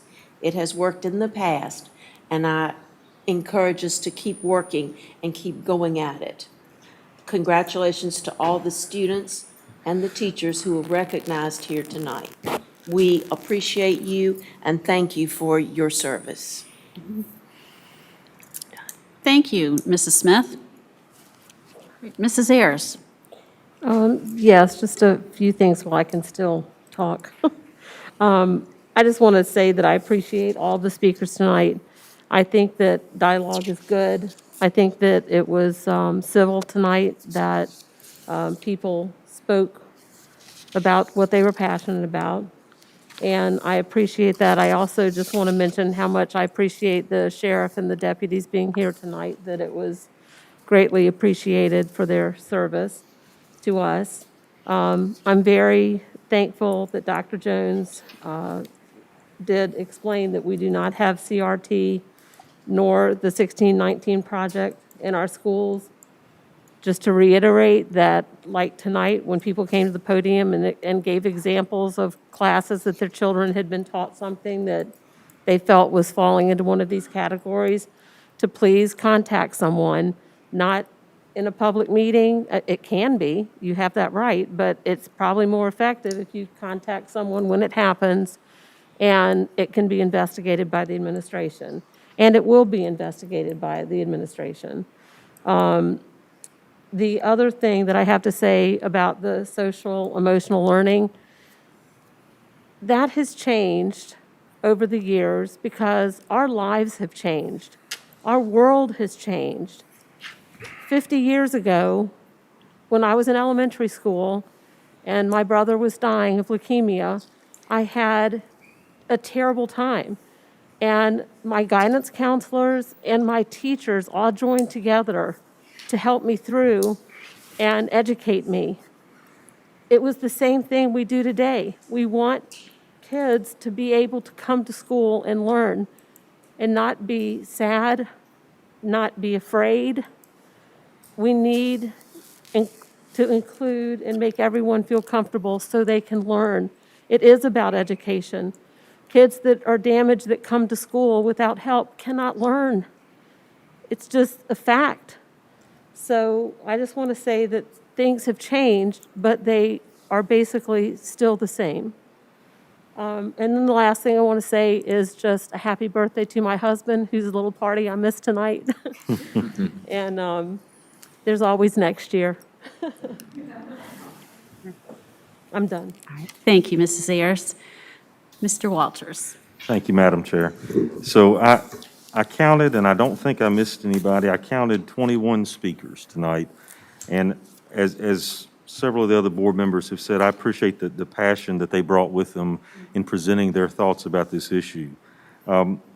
They were exercising their rights. We say so many times to groups of people, we sit up here and talk about it in the past, you know, please come tell us what you think, tell us how you feel about an issue, share that with us. They had statements to make, and they made them. And I would encourage them to continue to do that. Share with us your thoughts about issues. Let us know, as your elected officials, how you feel about what's happening in the schools. That's okay. We ask for that, and we welcome that. And if you have questions to ask them. That's okay, too. And I think Dr. Jones is the excellent starting place for our professional staff, and he can point you in the right direction, or we offered a couple resources tonight, a couple direct points of contact during the questions and comments this evening, and I encourage you to do that. That's okay. I would challenge people to be engaged. Again, I think the engagement that we saw tonight is what we've talked about in the past, you know, hoping that people would come and talk about issues like the budget and other things. That's good. Find somebody to talk to about issues, dialogue with them. Frankly, find somebody who feels a different way than you do about an issue and talk with them about that issue and learn from each other. And I think that that's important too. I took a moment during one of the presentations to recognize the CTE program. I think we have a wonderful CTE program. I'll mention that again. I think our students who participate in those programs are very fortunate for that experience. I know that has been very challenging during COVID. I'm glad to see the kids back in school, particularly at the high school.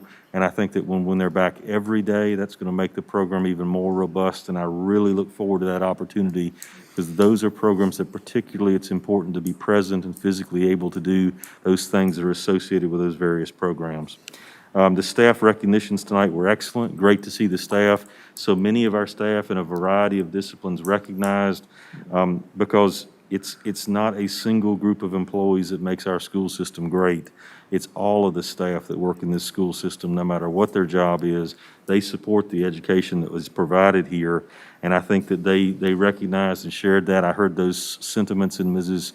Emel's comments that she read from a few people that had spoken to her about how important their colleagues were to them, the co-workers in classrooms, and I think that that's really the essence of what we talk about. You know, we have great schools, nice buildings, good support resources. At the end of the day, it's the people, it's the staff, it's the teachers, it's the administrative staff. It's every single person that goes into providing a quality education to our students, and that's really the purpose of the school system, is that education to prepare them for the future.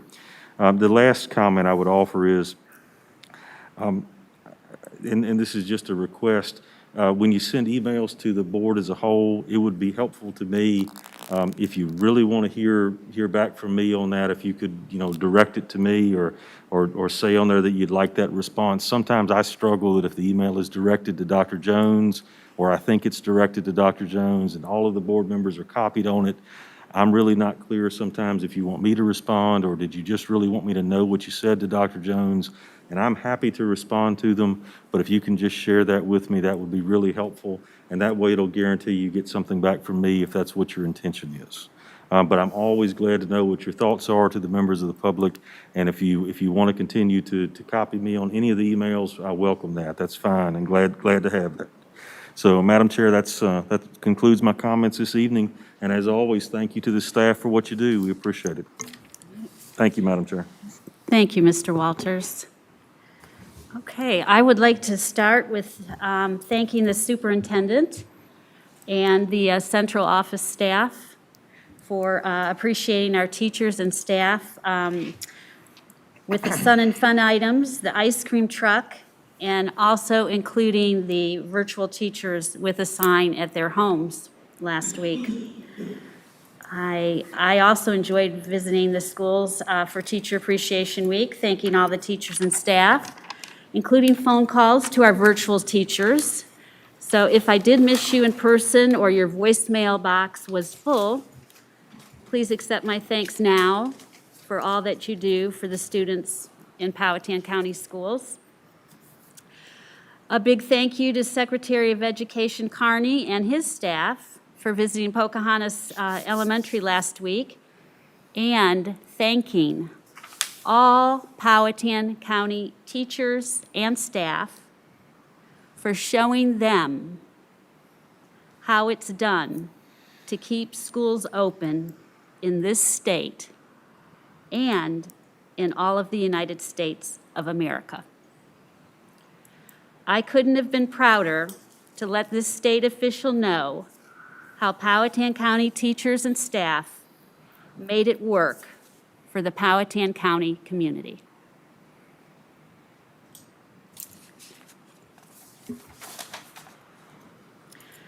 Next, in case, let's see, do you remember the controversy around banning the Dr. Seuss books? In case you weren't, because I sure wasn't, one of my constituents informed me that one of our teachers, Mrs. Jones, had an article published by the HuffPost on April 3rd. It's titled, "I'm a Black Mother and Educator. Here's why I let my kids read racist books." I highly recommend reading it. She's a fabulous writer. And next, Dr. Jones, would you please let the owner of the new cleaning company know that I'm waiting to use the clicker he promised that would be available to me once the company had been established with us. And it's been about 5 months now, and I think that's a sufficient amount of time. And I would like to do that. Okay, and this is kind of what the rest of you have kind of said, and then what Mr. Walters. I want to say thank you to all the speakers for speaking up this evening about their concerns. And finally, as chair of this school board, I would like to make a few things very transparent to our constituents. The school board works like the Board of Supervisors. If you're in District 1 and your Board of Supervisor is David Williams, your school board representative is Rick Cole. If you are in District 2 and your Board of Supervisor is Tom Berry, your school board representative is Susan Smith. If you are in District 3 and your Board of Supervisor is Mike Byerly, your school board rep is Valerie Ayers. If you are in District 4 and your Board of Supervisor is Bill Cox, your school board representative is Joe Walters. If you are in District 5 and your Board of Supervisor is Karen Carmack, your school board representative is me, Kim Emel.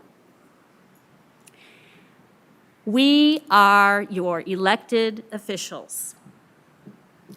You may copy all of us on emails if you like, but if you want a response, it's up to your district representative that you elected to serve you. If you don't get a response, you're welcome to come here and tell us during public comment. But it's the voters in each district that elect their school board representative. If you don't have a relationship with your school board representative, I suggest you reach out to them and start one. You elected us to serve you. Now, if you don't know what district you're in, the Powhatan County website has a GIS parcel viewer maps icon. It's on the far right button. You click on it. You check the box to see if you agree to the disclaimer. Then you press the enter site. You click on property address and put your house number in the first box, your street name in the second box, and then you press search. Then you click on election districts, and it will tell you what district you're in. Then you can go to the school's website, which is powhatan.k12.va.us.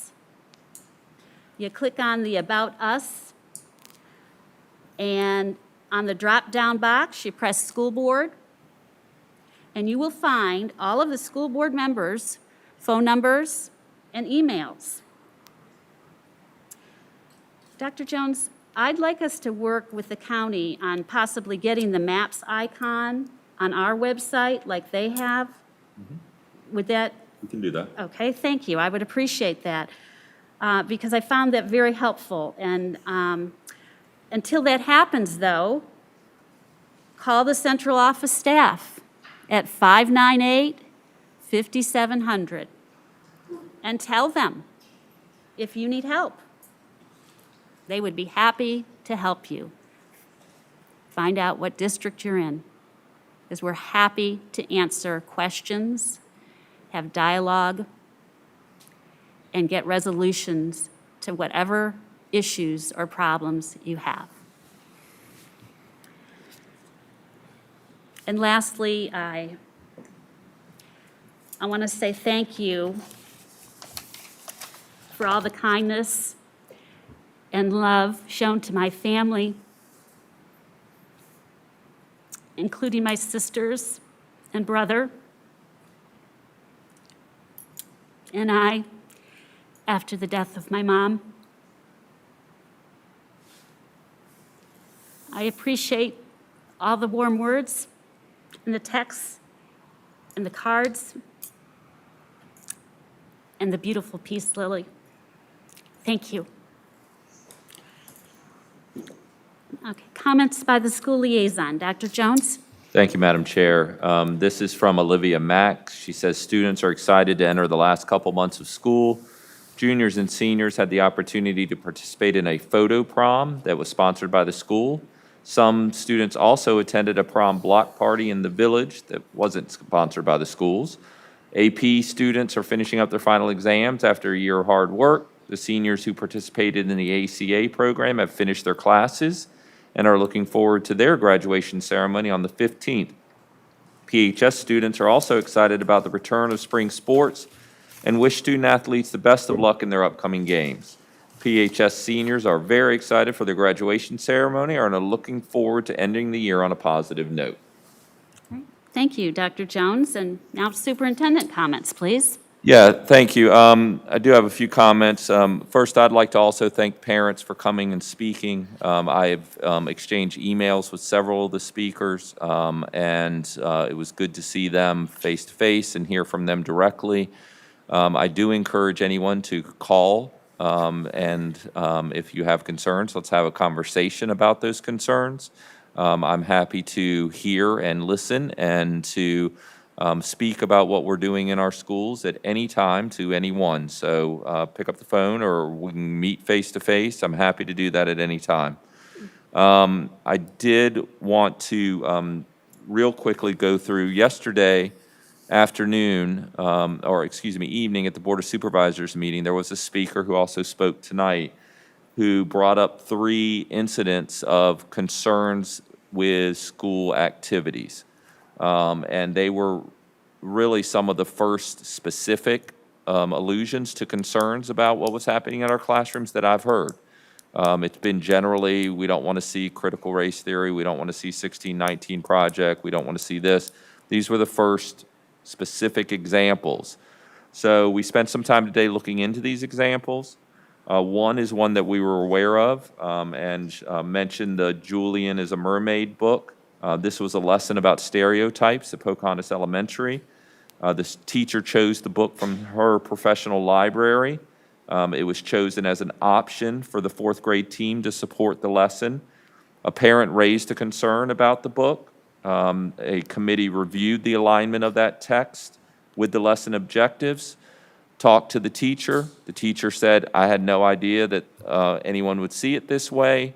I'm glad not to use the book anymore, and that book has been removed as a suggested resource for that activity. The second item was about a worksheet that had some spelling words and context clues on it. There was some concern about the word dignity, and the line, the sentence in it was about a mother who is participating in a protest and how she maintained her dignity. This is an older 3 or 4 year old spreadsheet, worksheet, excuse me. The parent brought it to our attention. We agreed that there was probably a better definition that could be used for that word and have changed that in our library of resources for teachers. The last activity that was mentioned, I think this happened in this parent's own daughter's classroom. This was a 6th grade U.S. history class. The lesson was on the Revolutionary War and how the Revolutionary War started with protests. The teacher gave some PowerPoint about notes that had samples of peaceful protests. Examples were given, such as kneeling during the anthem, Brexit, and others, because the teacher was trying to connect the present to the past, which is what we do in history. Once the parents voiced that concern, the admin at the school and the specialist for history met with the teacher. They all agreed there was something more age appropriate that they could use as examples of peaceful protests, such as changes to the lunch menu or dress code or something like that. So the teacher voluntarily agreed to change it and thanked the parent for bringing this to her attention. That same parent had a concern about content in a program called Vocabulary, which is a vocabulary lesson that included hunger strike. We reviewed that, thought it was age appropriate, and that lesson stayed in. So why I'm reading these is because if you have specific examples and concerns, we will investigate them. We will look into them, we will listen to you, we will respond to you, we will talk to the teacher. But we need to hear from you if you have specific concerns. Now, others were mentioned today that I had not heard from, and I didn't hear enough specific examples to follow up on them. So if you're a speaker and you hear this and you have, or anybody has concerns of activities going on in the classroom, please contact us, and we will be happy to follow up on them. Thank you. A few other quick comments. I've neglected earlier to recognize Nick Sneed. Nick, if you could please stand up. Nick was appointed tonight as a new assistant principal at Powhatan Middle School. Congratulations, Nick.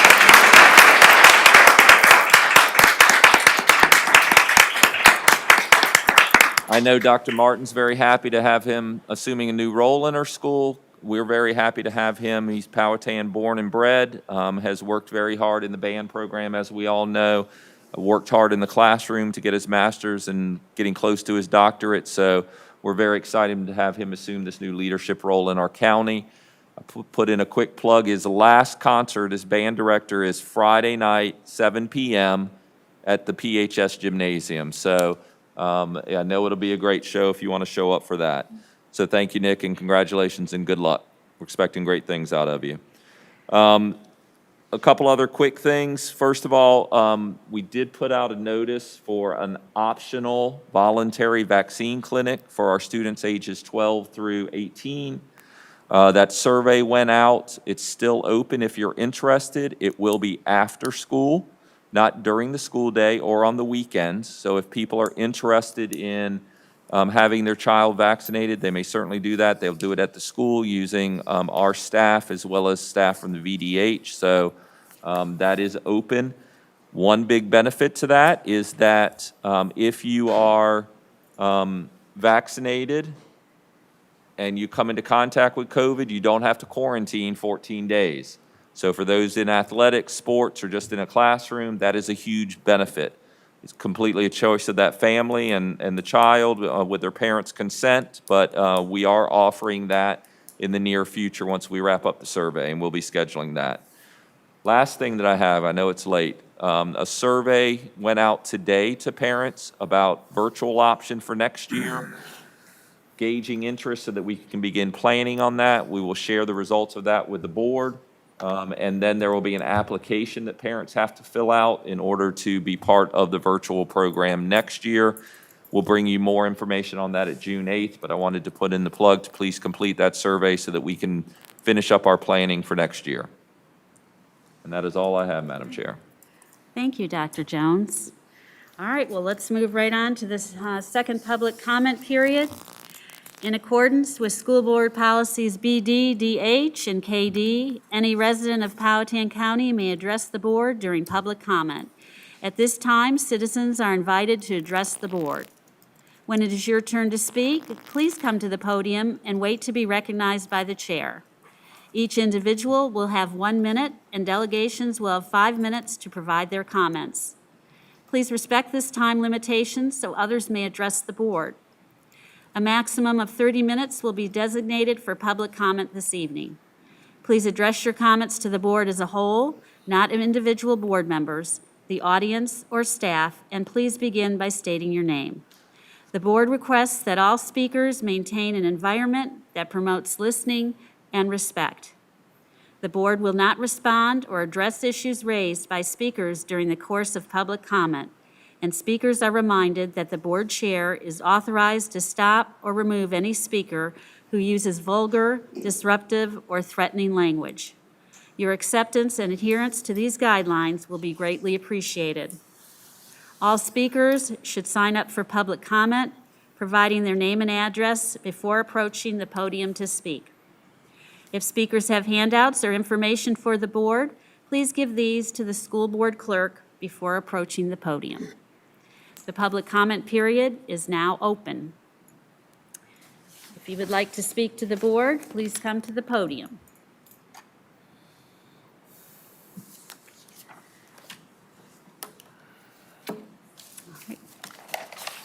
Oh, all right. Someone is coming to the podium. Good evening. Welcome. Good evening. Thank you. My name is Patsy Allen. I live at 2844 Genito Road. I am a grandmother. Raised my boys through this whole school system. I heard last night all the comments, heard all the comments tonight, and I hear you guys sit up there and say there is no CRT or 1619 in the school system. But what I did not hear you say was there will not be. You didn't vote that it's not here, we're not going to have it. And I just want to ask you to think about that and ask you if it's not there, then why don't you just make a motion or make it plain that it's not there, but it's not going to be there. That's all I have to say. All right. Thank you, ma'am. Okay. Anyone else wishing to speak to the board?